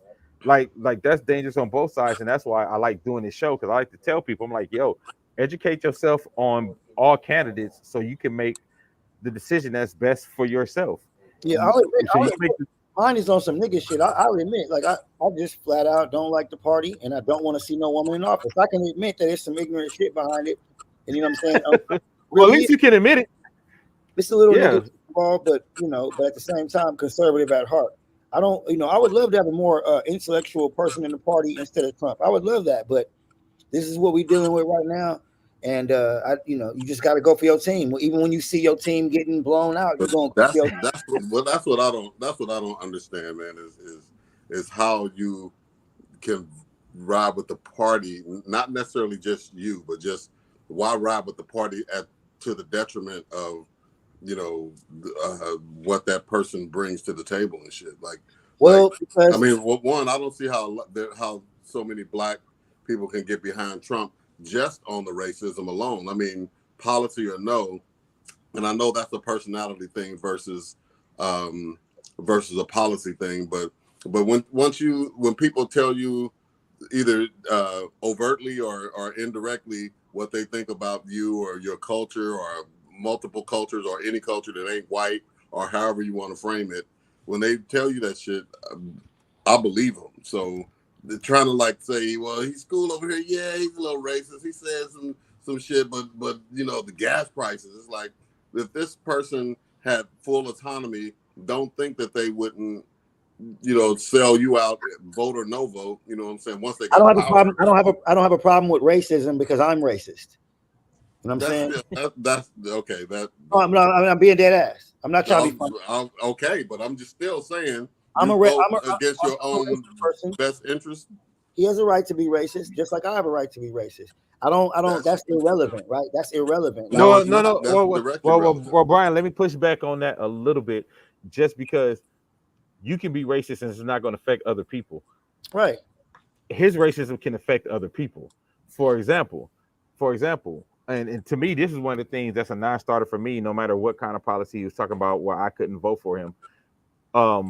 This is a non-starter for me. He wants to give all police in the country federal immunity. So that means no matter what they do under the guise of a police officer, they can't be charged. If they shoot black people, like whatever they're doing, they will not be charged. So that for me, I'm like, if he gets to be president and he gives federal, because right now they have immunity at the state level. Federal immunity is like a different kind of like lawlessness where they could do whatever they want, right? So if he gives them federal immunity and they could do anything under like I did this because as a cop they can't be charged, I know that my people are going to suffer more from that than anybody else. So if you say I'm racist, you can be racist at your house and it's Well, not going I to affect understand that anybody. by definition. But I understand it by definition. Okay, and I'm just simplifying here. I'm not being too sophisticated. But at the end of the day, it's like I got over racism a long time ago. It's like, you know what? I don't expect people to like me. I'm not here to be liked. I don't care about that. But like, and if I see a white person that's not trying to be like, to me, he's like the equivalent of what I would be if I were a white person. Like on the other side, he's being real to himself. He's not trying to act like, I don't see him trying to act like a nigga to appeal to black people. I see him being true to himself, and I just respect that no matter who you are. If you stand on something, I can tell you're consistent with that. That makes more sense to me than I see somebody flip-flopping. I haven't seen him flip-flopping who he is as a human being. As a human being, he's been the same, and I believe all this. I didn't hear people calling him racist back before he ran for office, back when he was at Trump Towers and Mike Tyson and Donald Trump was having fights. Everything was going on at Trump Towers. So, like I feel like he was the number one show, whatever show he was in, was some show he was popular at. But it's like nobody was calling him racist. He just became racist. No, they were calling him racist back then. His legacy of racism goes back to the 80s. With his father? Not his father. he Him. himself, like he was sued in the 70s and 80s for discrimination against black people. He made that newspaper about the Central Park Five, talking about they should be lynched. Like there was a history of things before he was president. Even the show you talking about, The Apprentice, like they had him on a hot mic saying he didn't want the black dude to win. I think his name was Kwame. Like they had him on a hot mic saying he didn't want the black dude to win it all. Like, so there has been like a history, but it's not publicized when you ain't running for president. Right. You know what I mean? Like it's not the same spotlight. I mean, yeah, I get that, but to my point is, like I said, I wouldn't care about racism if it was just a white dude in the grocery store shouting at me, but I care about it if he can affect policy that will affect my life. You know what I mean? Like, like talking about redlining and talking about changing the district line so black people votes don't count as much as they're supposed to. Like all of those things, they're doing to that me is where racism matters. Yeah, in regard to policy. So I think it's a little more complicated than you saying, well, I'm racist, so I don't care if he's racist. Like I get that from a personal level. But I'm just saying, on a surface level, it doesn't matter if he doesn't like black people. I don't like some white people. So I don't, you know what I'm saying? I see what you're saying. I can't go and stop, white people from getting wealthy and all that type of stuff. And I know but at the same time, I'm saying The same with like, okay, I'm not a Christian person, but aren't you guys Christian? Mm. No, okay, okay, I made a bad assumption. My bad, but like most people have some value system that holds them to this thing that they're able to look at somebody and look past certain things. I'm not perfect. I expect people to look past certain things. I know he's not perfect. He's not a perfect candidate. Y'all didn't. Biden wasn't perfect, but you guys were going for him. You wanted him. You wanted that incompetent, senile man to win. You're glad that Kamala's in office now because she's more competent, and I understand that. But look at the position y'all was in 4 months ago. Y'all was leaking. The whole party was leaking. I don't disagree, but I even, on my old show on Uncouth Radio, we talked about Biden should have been the transitional president anyway. Like Biden should have ran, won, because we knew he would beat Trump, and then he should have. And I think his plan was to try to win the second term and step down and give Kamala the presidency. I think that was the plan. Wow. And I'm not.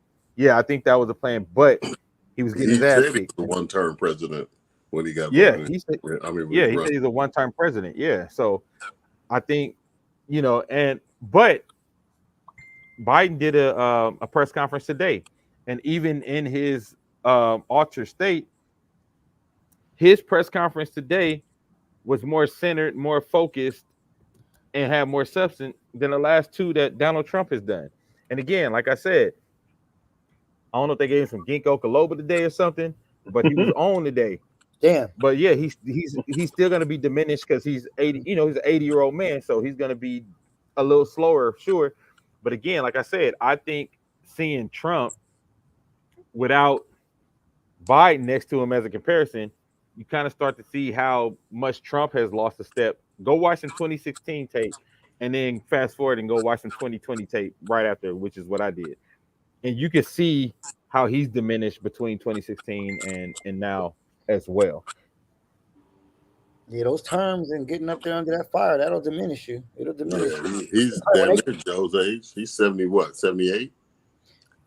Yeah, that's well, right. we know the presidency kicked your ass anyway. Barack Obama was a young man that kicked his ass. Look at how Barack looked when he walked in the White House versus how he looked when he walked out. Exactly. Coming out like he strode in there all cool and smooth with a head full of black hair. Came in like 8 years later, everything was great. Barack left. You know what I'm saying? Hey, it does it to all of them. It's all of them. It does.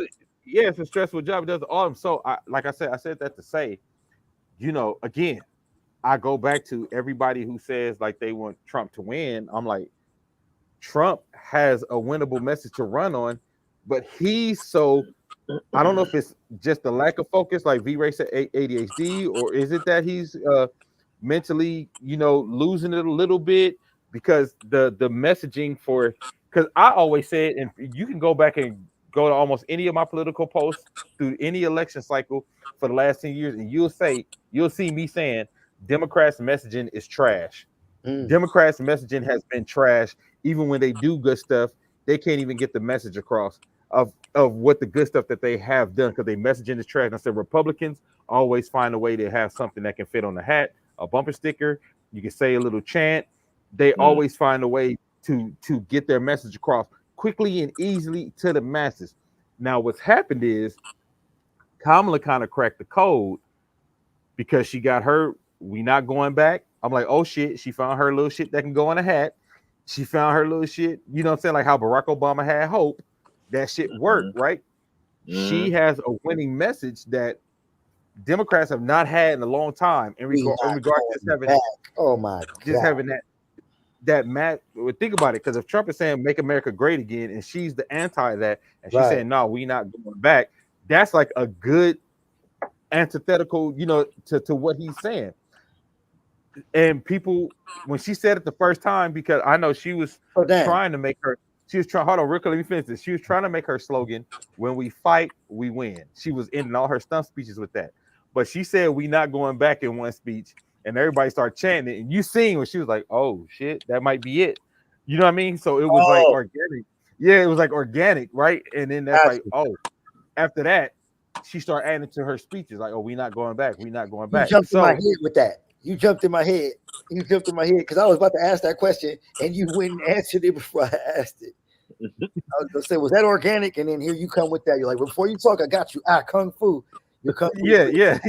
No, it was organic. Like she said it in the mid speech. It was the middle of her speech, and then everybody like, we not going back. And you seen the light bulb go off, because then at the end of it, she said, when we fight, and everybody says we win. I'm like, oh, she was trying to make that the main campaign joint, but I think that we not going back organically happened, and it worked, and it's much better than when we fight, we win. You know what I mean? And again, that goes to me talking about how she's connected in a way that she didn't connect in 2019, and in a way that, frankly, Trump isn't connecting right now, because Trump is still holding exactly where he was during the Biden race. Like I said, he's not losing votes, but he's not gaining any ground, while Kamala is, and he needs to gain ground. And if he really wants to gain ground, in order to do that, Trump has to get back on messaging and stop talking about how stupid she is, and start talking about how she ain't black. Like, Trump, if you want to win this thing, you're going to have to talk about the economy and the border, the economy and the border, the economy and the border, nothing else. And he refuses to do that, because every time I see he's going on something, I'm like, let me see. I'll listen to him more. You know what? Say, I see the angle y'all coming, but I'm gonna tell you something. Like, once again, it's like, you know that whole angry black man thing, the older angry black man. You know, it's like he's an angry old man. Like, I believe at some point I might be that person that one day. I remember back when I was here, you know, you get older, and in his time period, it may sound fucked up, but women wasn't standing up in front of men with all this audacity. So then it's like, I could see him being put back, because it's like, imagine you come from where your whole life, 90% of your life, women can't get in your face and talk like that. Now all of a sudden they can, right? That would throw. I mean, what do you do? What do you do? You don't run for president. I mean, I don't, Damn. What's that like as the president? I remember the time you could smack a bitch. Yeah. Don't say that. Hey, Dave, where you get this fuck damn that. from? You could. Where you get that? Like, I'm going down in the polls. What do you mean? You know, yeah, you went down a little bit. Hey, I like he a real one. He a real one. He got to be a real one. Hey, Ken Brooks. Ken Brooks got a question for you, Brian. He said, what did Trump do while he was president with the border? Yeah, I mean, a lot of uncut promises. A lot of politicians don't be keeping their promises. You know what I'm saying? Okay, hold on. And look, well, one thing he did say, though, that same person, Ken Brooks, you asked a question, I want to know the answer to. He was talking about his bad business practices. What bad business practices? Filing bankruptcy after you got all the money? I just want to know that, just from you, Ken Brooks. Well, not once, but six bankruptcies, losing properties that are not what do they call that? He's teaching you the point. He's teaching you the colleges, the stakes. Yeah, like he has so many failed businesses, and he's not teaching you the game, because we're not gonna get a few $1 million from our parents to keep fucking up. So like, let's keep it in context. All right, we can't, as not even just black people, we can't as middle class people do what Trump do, no matter how much we think he's the American dream. We're not gonna be able to get 4 or 5 businesses and keep getting money from our parents to keep having us have another chance to get 10 million. We're not going to get that. I don't expect anything for mine to come like anybody else's, but I always feel like I'm able to compete. So it's like, you know, just because a person starts off with more money than you, that doesn't mean they can win the race. But I hear what you're saying. It's like, you know, some of the things that some of the books he put out there about closing the deal, just because I'm a salesman, I've learned a lot from it. So I know that sounds crazy to somebody else, but there's a whole he's absolutely a salesman. That's how he got to be the president the first time. I don't think that sounds crazy. I absolutely think he was a great salesman. That's how he sold the American people the first go around. Like, no, I don't think that's crazy. But what I'm saying is, when you ask about his failed business practices, I'm saying he's been able to fail in a way that most American entrepreneurs can't and won't be able to, because of what he's come from. So I wasn't saying because he comes from money that necessarily means he's gonna win the race. What I'm saying is, because he comes from money, he's been afforded opportunities that we who don't come from money haven't been, afforded. You remember Ross Perot? Absolutely. When I was younger, I was a little ignorant. I didn't understand politics like that. And I remember thinking, I thought he was an obvious person. I don't know if he was independent. Was he independent? Yeah, he was independent. He was running with his own money. And so my brain kept thinking, dang, a billionaire running for president? I'm a little boy. I'm like, won't that cover the deficit? That's because I didn't understand finance. I didn't know what the deficit was. And I thought, don't he got money? Can't he help with the deficit? You know what I'm saying? So it's like money doesn't really affect the presidency in that manner. Doesn't he? Doesn't Donald Trump donate his salary? He donates his presidential salary. I mean, I know that sounds, that's a little flossy to me. To me, that's like saying, I mean, he doesn't even need that money. But you know what he did though? He did that shit, but then he didn't divest from his companies that he owned, which is what presidents do. And if I'm not mistaken, it's by law. And remember when he had that PR event where he had the big ass stacks of paper and he was like signing papers and shit like that. A few days after that, he had this through his lawyers. He had all that stuff reversed. So he never stopped running his companies or his personal connection to those companies. Then every event that they had, in Riyadh or wherever around the world where he had hotels and shit, he always made sure that the event took place in one of his locations. All the Secret Service and agents that were doing security and everybody in his entourage, everything got billed at top dollar prices at all of his hotels. So giving up that however much that the president makes, is it $200-something thousand or some amount, whatever it is, he made 10 times that, and he also appointed his son-in-law in his cabinet and shit like that, where they were able to like manipulate financial opportunities and shit. And so that's not fair to you, huh? That's no, not. It's illegal, dude. Do you So- care that it's illegal? No. No? Oh, okay. Well, No. well, congratulations. Welcome to MAGA. What? I'm sorry. I thought credibility mattered. What type of morals are you trying to appeal to? If I can get across the street and nobody's looking and the light's red, I'm gonna get across the street. You're gonna the be light, jaywalking and fleecing the country that if you you can got get sworn away, in the office to represent and protect and uphold.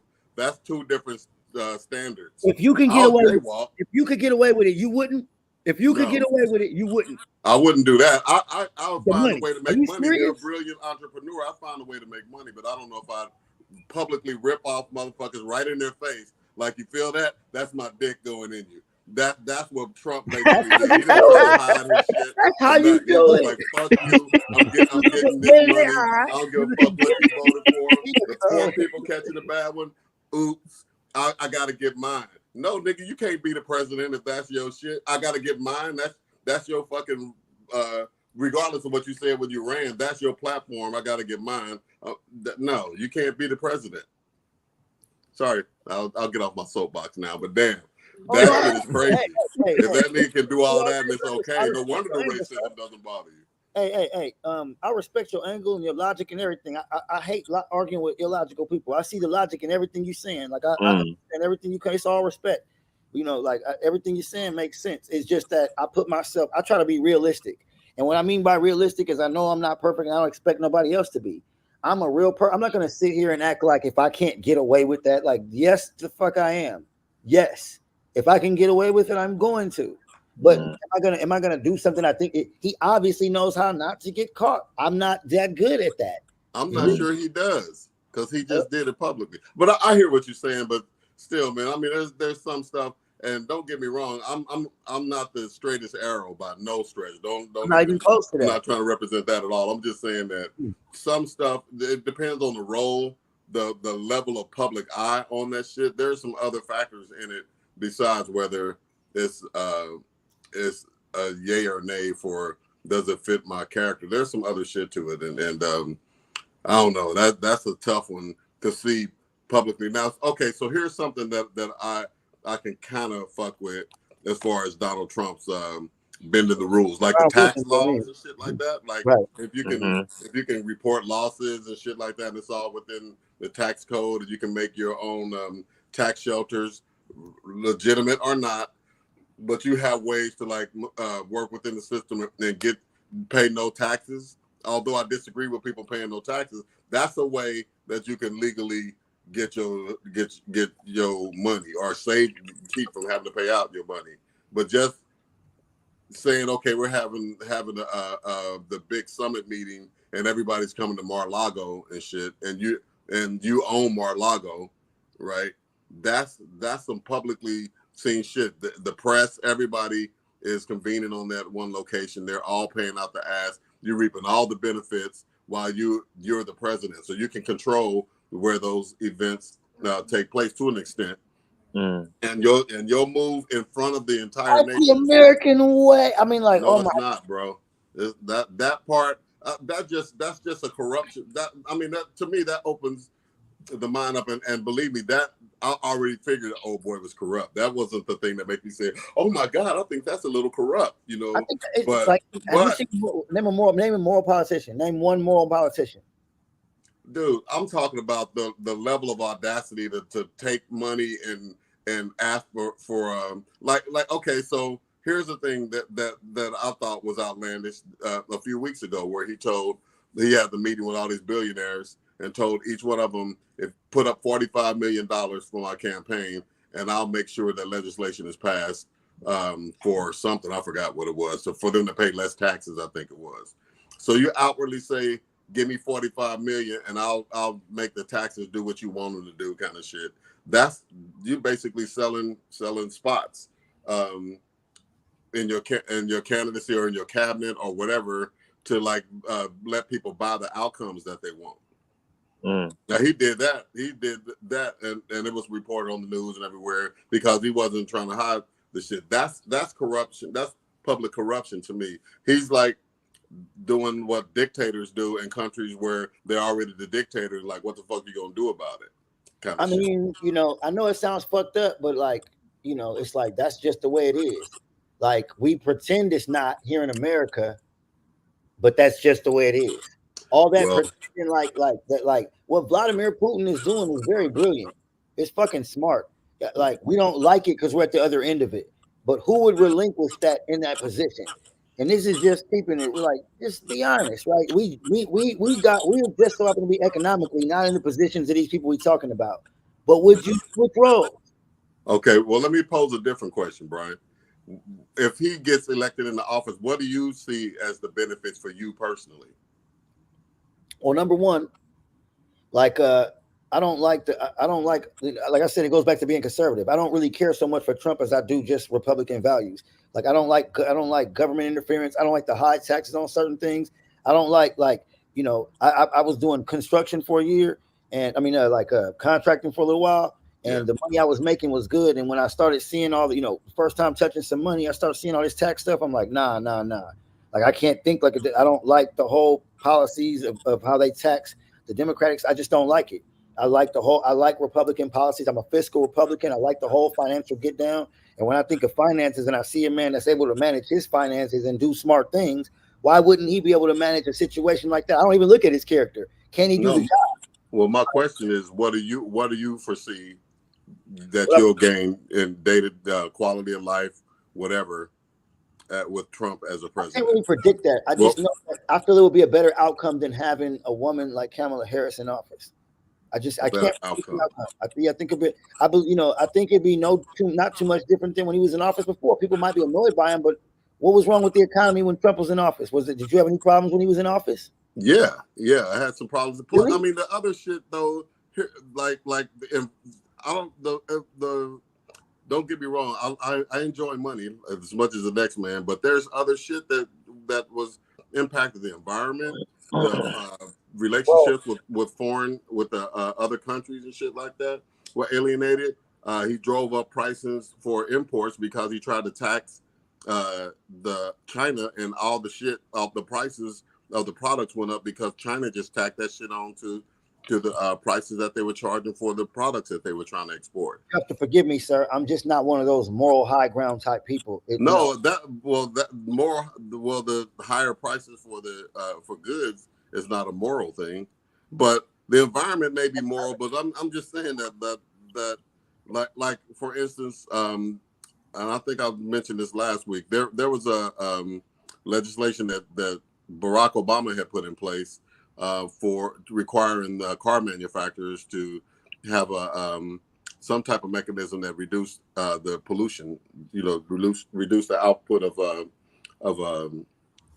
I guess greenhouse gases or whatever the emissions, fuck cars. What is it? Yeah, the emissions, right? Emissions control. That should have been in place for 2 years. So the factories had to fit their companies, assembly lines to add this piece and everything. It had been in place for 2 years. When Trump came into office, he reversed that requirement after it had been in place for 2 years. So all the manufacturers are already fitted for it.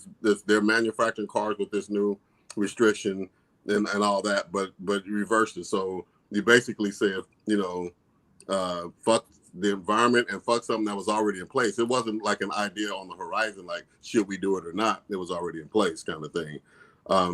They started drilling on a lot of land that was preserved, or it was protected land up in the Arctic and stuff like that, and Indian reservation or Indian land and all this kind of stuff like that. But most importantly to me was that the relationships that had been fostered for years with different nations and stuff like that, he just was like, fuck y'all. And everybody, a lot of countries had, they had a different view of the United States, and specifically for him as the leader of the U.S. You know what I'm saying? As far as the more I listen to you, the more I know I'm corrupt, right? Like this is like I feel like a corrupt person. So then it's like I guess I have no business speaking on these things. It's not that. I'm a corrupt person, right? No, like, I'm just saying. I'm dead serious. I guess what I'm saying is be as corrupt as you want to be if you're not the president. I guess is really at the core of it. It's like if you're the president, you have a different level of responsibility and a different level of you answer to a different you walk to a different drum beat than the regular person. Like Dane was saying, that the racist guy at the store ain't the same as the racist guy that's able to dictate policy and make executive orders and shit like that that control the country, man. It's a different standard. So you ever been pulled over by a cop and then he's trying to get you for something ticky and you're like, come on, dude, let me slide, and he's like, nah, I gotta do my job.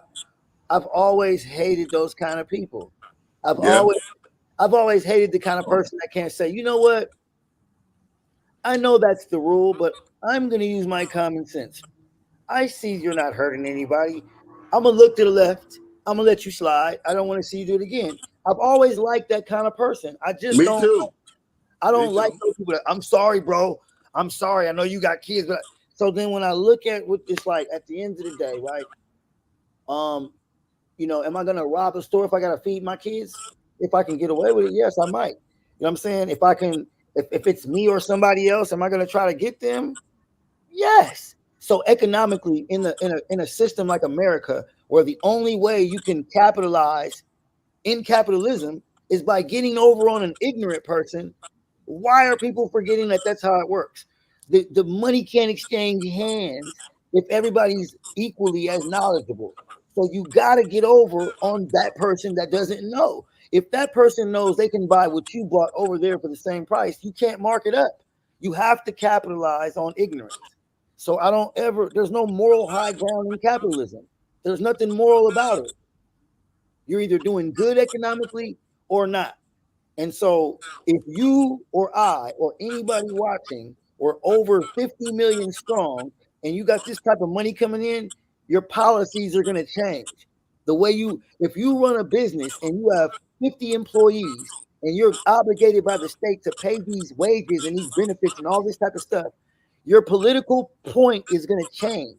You're not going to be thinking about you trying to come from the bottom of the barrel. You're going to be, how can I maintain and stop the government from snatching money out of my pocket for these employees that don't want to work?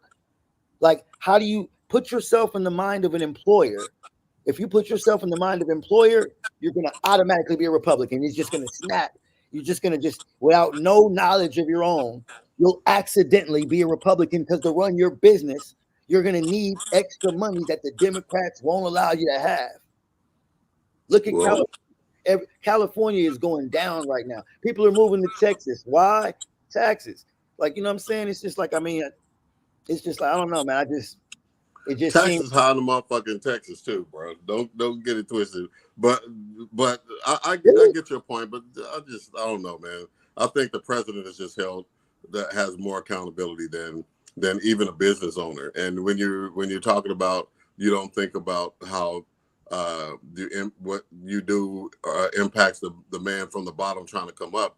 That's typically the president's job. You know what I mean? You don't get to run the country like you can't. There's no layoffs and shit like that, and union busting when it's people at our level and lower that are trying to just make ends meet and live. You know what I'm saying? You can't say fuck them because Microsoft kicked in $45 million on my campaign. You know what I mean? I'll throw it back, huh? You're gonna be, hey man, get that money out of here, bro. No, but what I'm saying is you still like when people come on in their candidacies and say, I want to be the president for everybody, not just, the 1%, or not just white people, or not just this or that and the third, then, that's where the obligation is, I think. And I mean, everybody's different, but I just think that you can't cater to one person to the detriment of everybody else. I have a question for you, right? Okay, so I want to ask this as respectful as possible, because so before I ask this way, I've been in a business where I had a certain expectation, and then it didn't go that way, and it devastated me. And what I mean is, like, when I got in the contract, and I'm thinking to myself, this lady, she wants a new bathroom, she wants a new roof, I'm gonna give it to her, a good profit, everything is good. But when the problems arose, I started realizing that I had to account for things that I didn't see. So I had to start thinking in advance for, like, well, dang, what if I find out that the lady, there's something behind the wall that I haven't seen, and then it causes something, So when you think like that, to a common person, you seem like a crook. Like, what are you charging me all that money for? My mind changed as I got further in the business. I started watching myself craft their mind away from certain situations so that I could properly capitalize on the situation. Because a lot of times a person's ignorance will guide you in the wrong direction. Like, they'll ask you to do something for a price they can afford, and next thing you know, you're in the hole, all because they thought it worked a certain way. I work in tech as well. People ask me to do crazy things for small amounts of money. They're like, can you build me a social media? I got $500. I'm like, sir, that's not what that costs. So it's like the ignorance of the person is what you're dealing with.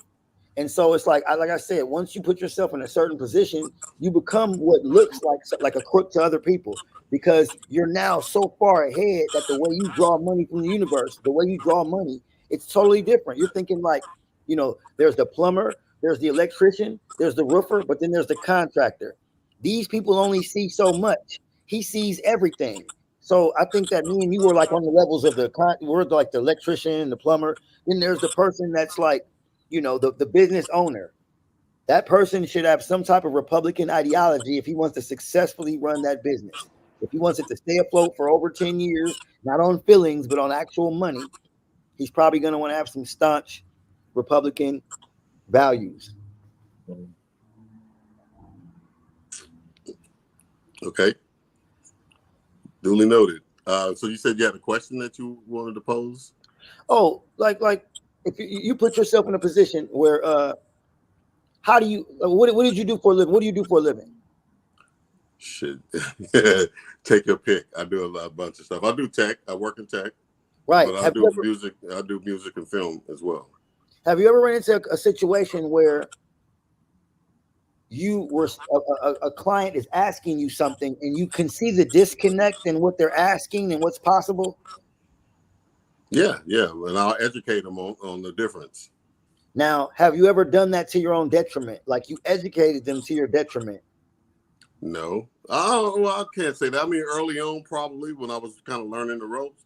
But no, once I kind of spell it out, then if they can't do it for the price, then they'll probably find somebody who can. But the quality of it may suffer, or the professionalism experience may suffer, or whatever. But for the level of my personal investment, not necessarily can I do the job, but like it sounds like I'm this like white hat wearing motherfucker that doesn't do right ass nigga. But I'm just saying, like when I try to commit to like making sure the shit is right, giving you customer service after the fact, and that kind of stuff, that costs. So if you don't want that experience, then you can find the dude on the corner with his own printed flyer. You're starting to sound like now I'm pulling it out of you. No, but what I'm saying is I'll give them the option to make the decision. I won't try to like shake some keys over here and shit. Like, look at that shit. That, you know what I'm saying, and like distract them from understanding what they're asking me to do. If they ask me to do some cheap outlandish shit, if they ain't the homie or somebody that I'm willing to like do that for, then no. That here's the rate sheet or whatever. You know what I mean? Or this is what you're asking for, whether you know it or not. Kind of, you know, conversation. I don't. And a lot of times when you that straightforward with people, they'll appreciate it and shit. And they'll I think it's because I've been in bad situations. I've been in situations where, you know, when my moral system was a lot higher. I used to work for AT&T, and I remember when you know, I was getting on the phone, I was talking to these ladies, and they were like, "Look, sir, I don't want this service. Can you get off my phone? I'm doing what they're asking me." And I remember telling the managers, like, "Hey, you know, these people, they don't want this, and you know, I feel like I'm being too pushy." And they were like, "You do want a job, right?" And then it's like, you know, when you're put in a situation where your bills have to be paid, and you're like, you have a kid at the house, it's like, and you're like, okay, as a man, what's better? A man that has excuses, I'm standing on my moral ground. No one really cares about you at some point when you don't have these things. So it's like when that person who's doing something illegal or doing something immoral, when they're able to feed their family, people still love them. People still love them, but there's a moral person out there who did the right thing and might not be in the right position. And people are going to look at them like they just didn't do what they were supposed to as a man. So to me, if you're a man, you just find the way that works. You just find the way that works. I'm not sure it's fair to tag the as a man part on there, but I get what you're saying. But I mean that people are going to do what they got to do, kind of thing. But I mean, you know, that's optional. How long can you let that cut in your scenario? You keep running across people that can't afford your service, or keep people that keep trying to, you know, when that bill has to be paid, what angle are you going to take to close that deal? Well, I'm not sure that would be the deal that I'd be trying to close if that was the case. But I find money. You know what I'm saying? I've never had a problem. You know what I'm saying? Taking the same product and pitching it several different ways in several different markets and shit, and finding a way to make money since I was 17. You know what I mean? I've always had a hustle of some sort, so I don't put all my eggs in one basket like that personally. So I don't paint myself into a corner where it's do or die, or right. You know what I'm saying, kind of thing. But I mean, you don't respect Donald Tussle, huh? You don't respect his hustle. I don't respect I'm a beat motherfuckers out of their money hustle. No, I mean, there's a million ways to get paid, and I know 999,999 of them. But you know what I'm saying? There's ways to do it, especially if you got a springboard of you fully funded with your endeavors and shit like that. That's a hell of a starting place to steal money from motherfuckers, and like, you know what I'm saying, contractors get them to do the work and then don't pay them and shit. He even did Rudy Giuliani like that shit. His own henchman and shit. You know what I'm saying? That kind of shit, no. That shit'll get you fucked up. Puff Daddy did it. Puff Daddy did it. MC Hammer did it. I mean, and that might get them fucked up too. I'm just saying that, you know what I'm saying? You don't just like have a motherfucker come do some work. I'll fuck a motherfucker. Donald Trump and hire me for some shit and then shorted me on my money, I'll be on the fucking news. You know what I'm saying? Because that's just some shit you don't do. Because you may be serious about getting your money as a businessman, but this other person that you short might be serious about their money too. You know what I'm saying? Don't get me wrong. Okay, now I didn't overstep my boundaries. I'm not saying to just fuck people. I'm not saying that. Well, that's what Donald does. Hello. I'm sorry. Hold on. I think my speaker stopped working.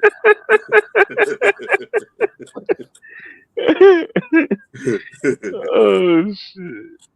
I don't know, man. I mean, some people go hard. Some people go hard to pay for their money. I know. So let me say this. This is just one opinion, obviously.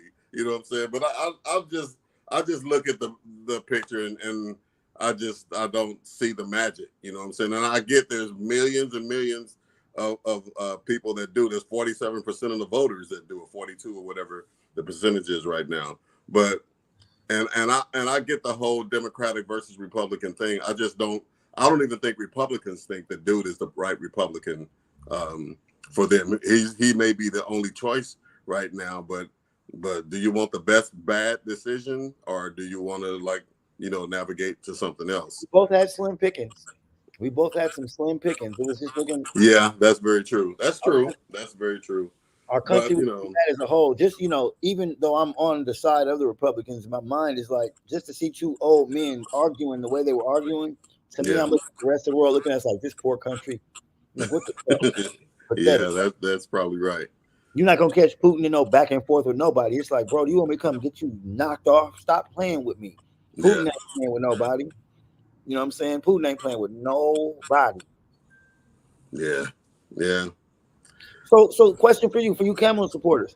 How do you, in foreign relations, take all this domestic stuff out of it? When it comes to going over there and talking to Putin and talking to Kim Jong-un, talking to all these other people, how do you think they're going to receive? How would they receive a woman? How would our country be taken seriously by foreign countries if we have a woman in office? Seriously speaking. I think, well, first of all, we're behind most countries because there are a lot of very established countries that already have had multiple women presidents. You know what I mean? So, or multiple women leaders, like even Great Britain. Like Mexico just got their first, right? Yep, Mexico, and there's a lot, right? So I don't think we'll be the first to have a transsexual in office. We'll be the first to have a cis man dog or something. Like we're going to be the first in all that. Like I can tell that America wants to be the first to break all these barriers. It's getting annoying. Well, we won't be the first to have a woman there, so you know what I'm saying. Like it'll just be the first one in America, but we won't be the first to have a woman running the country. So I don't think it would be an issue for most people outside. I mean, she's dealing with a lot of the foreign policy already. She's been, you know what I'm saying, dealing with a lot of that shit. Y'all married already, so y'all married to live with women? Anybody married to live with a woman up in here? I am, yeah. Does she run the house? No, I think it's a mutual thing. You know what I'm saying? You know why I asked that, right? Yep, to try to say the man should be running shit. I mean, everybody thinks differently, right? There are some men that don't mind their woman running the house. I can't. Am I? Are you married? Am I married? No, I'm shacking up right now. Currently, we'll probably be married by next year, but right now we're shacking. Yeah, we're shacking up. Yeah. Okay, I was just curious. I'm gonna Charleston White that one. But no. Well, it's interesting you say that, Brian. Well, it's interesting you say that, but let me make a point real quick about that, though. It's interesting you say that because most black folks, we're not really from a patriarchal society. Black folks, even though most black men run their households, most black women have a much larger say so than their white, Latino, and other European counterparts. Like most black women, like how V-Ray was saying, a lot of times maybe the man will have the final decisions, but a lot of times the woman will run the finances, a woman will handle the bills, a woman will handle, you know what I'm saying? That even if she's not paying them, she makes sure that even if she's not paying, she may say it again. Oh no, I'm blown out the water. What you say? No, I said I'm new to this. Like my granddad had a business and Oh, okay. Okay, so like you go back and look at even the civil rights movement, right? Like women like Coretta Scott King wasn't just sitting at home and taking care of the kids. They was literally a part of the movement. They was a part of what he was doing. Every time that they went in town, where did these men stay? They stayed at a black woman's house who came and made sure she cooked, took care of them, made sure they had everything they had when they came into the city. Black folks have always had more of a matriarchal leaning in regards to our households than our white counterparts. Yeah, hey, no doubt, women are instrumental in a lot of things. So I think I'm primitive when it comes to roles. I'm still primitive. I didn't when that cross happened in society. I missed it. I'm stuck back in 92. Like my brain never. I don't know how to release those type of powers to what my brain can't fathom. I'm like Al Bundy with it. I can't see a woman making a decision politically on anything that has to do with war. When in my household or in my family, the men have to step up if there's a situation. So I look at that universally. I don't see a scenario where women step up. I mean, if I'm crippled, my legs are broken, and my girl got to get this dude off me, or she has to take the rifle and shoot it. Maybe there are scenarios like this, but at the end of the day, I look at it like women stay home, protect the children, men go to the battlefront. If they don't make it back, they don't make it back. Women don't protect the borders. Women can be women because men protect borders. I don't see a woman protecting my borders. So I don't want a woman making those type of decisions. That's just my crazy type of thinking. I just don't see that as the type where they would.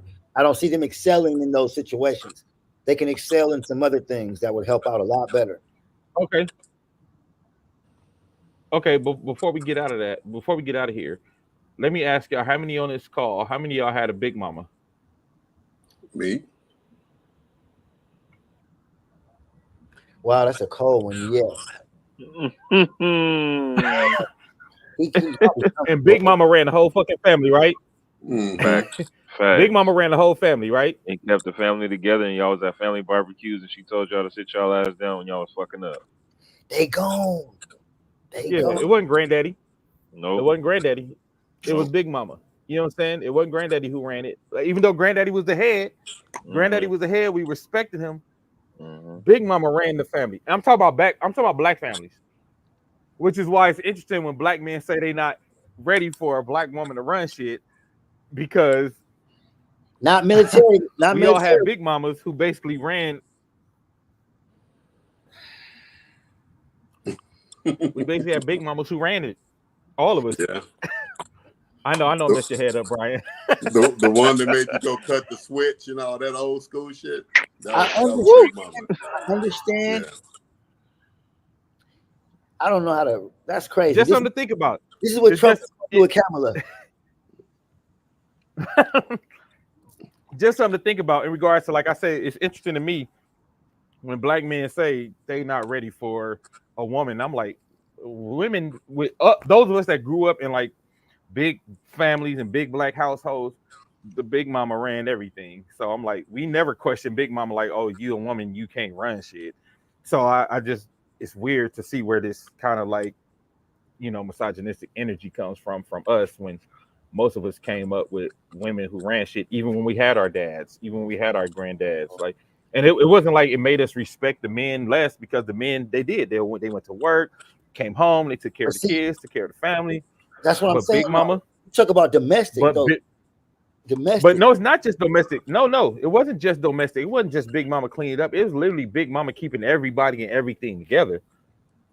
It's not just domestic. It was her keeping everybody and everything together, every part of that family, making sure that family ran, from those that lived with her to those that didn't live with her, the kids, making sure the kids was all right, and all the different factions of the family. Big Mama did all that.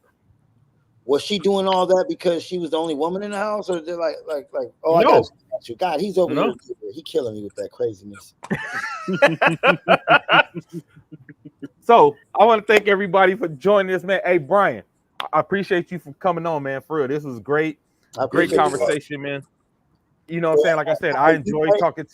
I appreciate you, Dane, Rex. It was all y'all. Appreciate y'all, man. Yes, sir.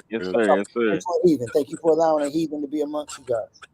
Yeah, like I said, I enjoy having these conversations, bro, because I'm not the person who feel like we need to be in the echo chamber. I know there's people who think different from me and think different from us. And if you have a little sense, it's easier to have these conversations when you can articulate things the way you did. Like you said, you kept it 100, like, yo, this is how I am, this is how I feel, blah, blah, blah. And it's easier to have a conversation where you're being honest. You know what I mean? Because then we can know exactly where you're coming from. Like V-Ray said, there's certain things like, oh, that's how you feel? Oh, well, shit, I can't argue with that. You know what I mean? Like, so it's easy to have these conversations, and I don't mind them. So I just want to let people out there know, too, if there's conversations y'all want to have and y'all think, it might kick some dust up, hit me up. I'm not against the conversations. I'm not scared of it. I'm not scared of the conversations, and I'm not going to try to denigrate you like, oh, you this, that. I don't do that, man. Like, we just had these conversations because I really want to get into the head, all my brothers and sisters, and see what's going on, see what we think, see how we thinking. See how we thinking, see how we moving, and see how we making our decisions, man. Because at the end of the day, all this government shit is really above us. it should be more about us and how we can connect and how we can unify too as well. Because I think that's very important. So that's why I'm open to have these conversations with my brothers all the time. So man, thank y'all for joining us. This was another great show, man. Another great wild thoughts. Appreciate y'all. Until next time. Hey, if y'all watching, follow Wild Bunch, WYLDEBUNCH. Follow us on Instagram and all that good stuff. And we will be back hopefully next week, or I might take a break because I'm tired. But we'll see y'all next week. Again, I want to thank my guest, Brian Clinton, man, my peep since high school days. Good to see you doing well. Shout out to your construction business. Another general, man, general in the house. V Ray's coming back in, so I want to make sure he get to say bye. Any last words, final thoughts? Quick fire, Rex. Any final thoughts? No, man, I think we pretty clear. Yeah, V Ray. Any final thoughts?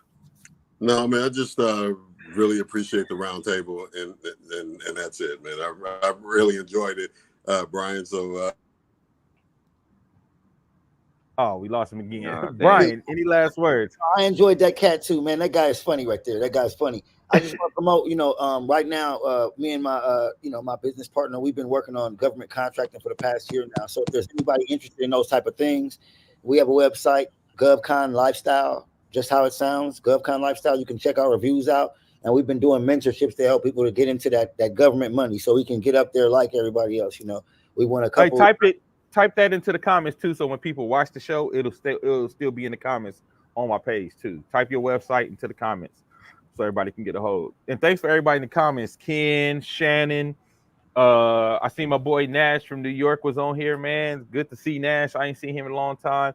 Kim, like I said, Artemis, Big Heck, man. We had a bunch of people in the house today, so I appreciate everybody joining us for this conversation. Yeah. And like I said, I want to get make sure you type your website to the comments, Brian, so I could post it. The comments. This comment has failed. Dame is blocking you because you're a Republican. It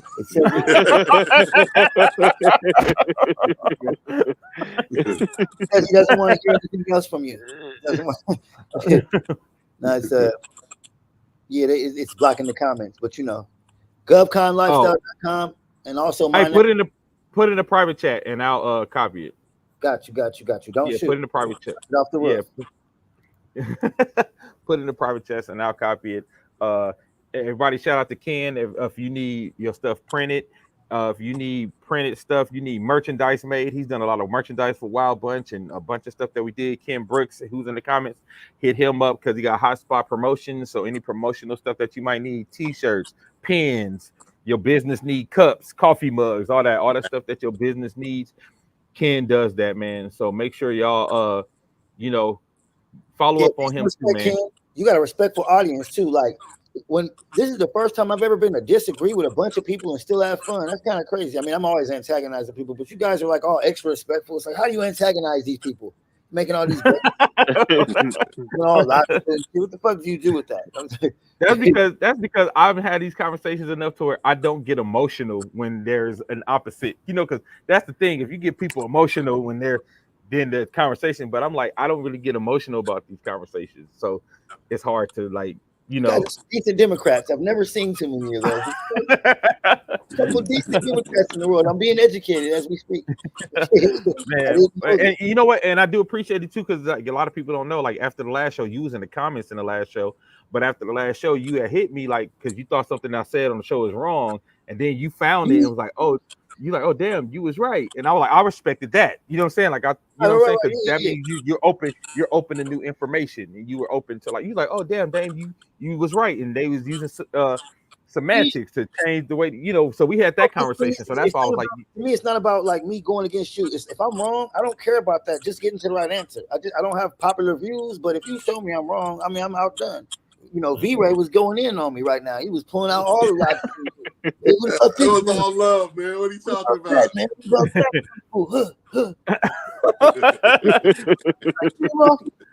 Get him off me. So, hey, Brian, we definitely would like to invite you back if you would like to be back, because I know there's going to be more as this election cycle goes.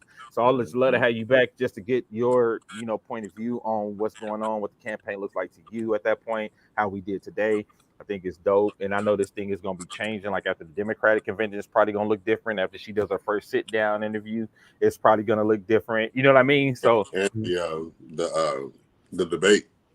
yeah, after the debate, things are gonna probably look different. So I just want to make sure you got an invitation, and if you enjoyed it, you know what I'm saying.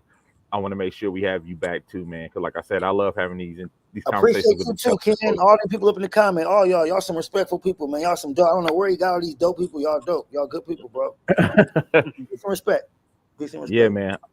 All right, man. Until next time, we see y'all. This has been Wild Thoughts.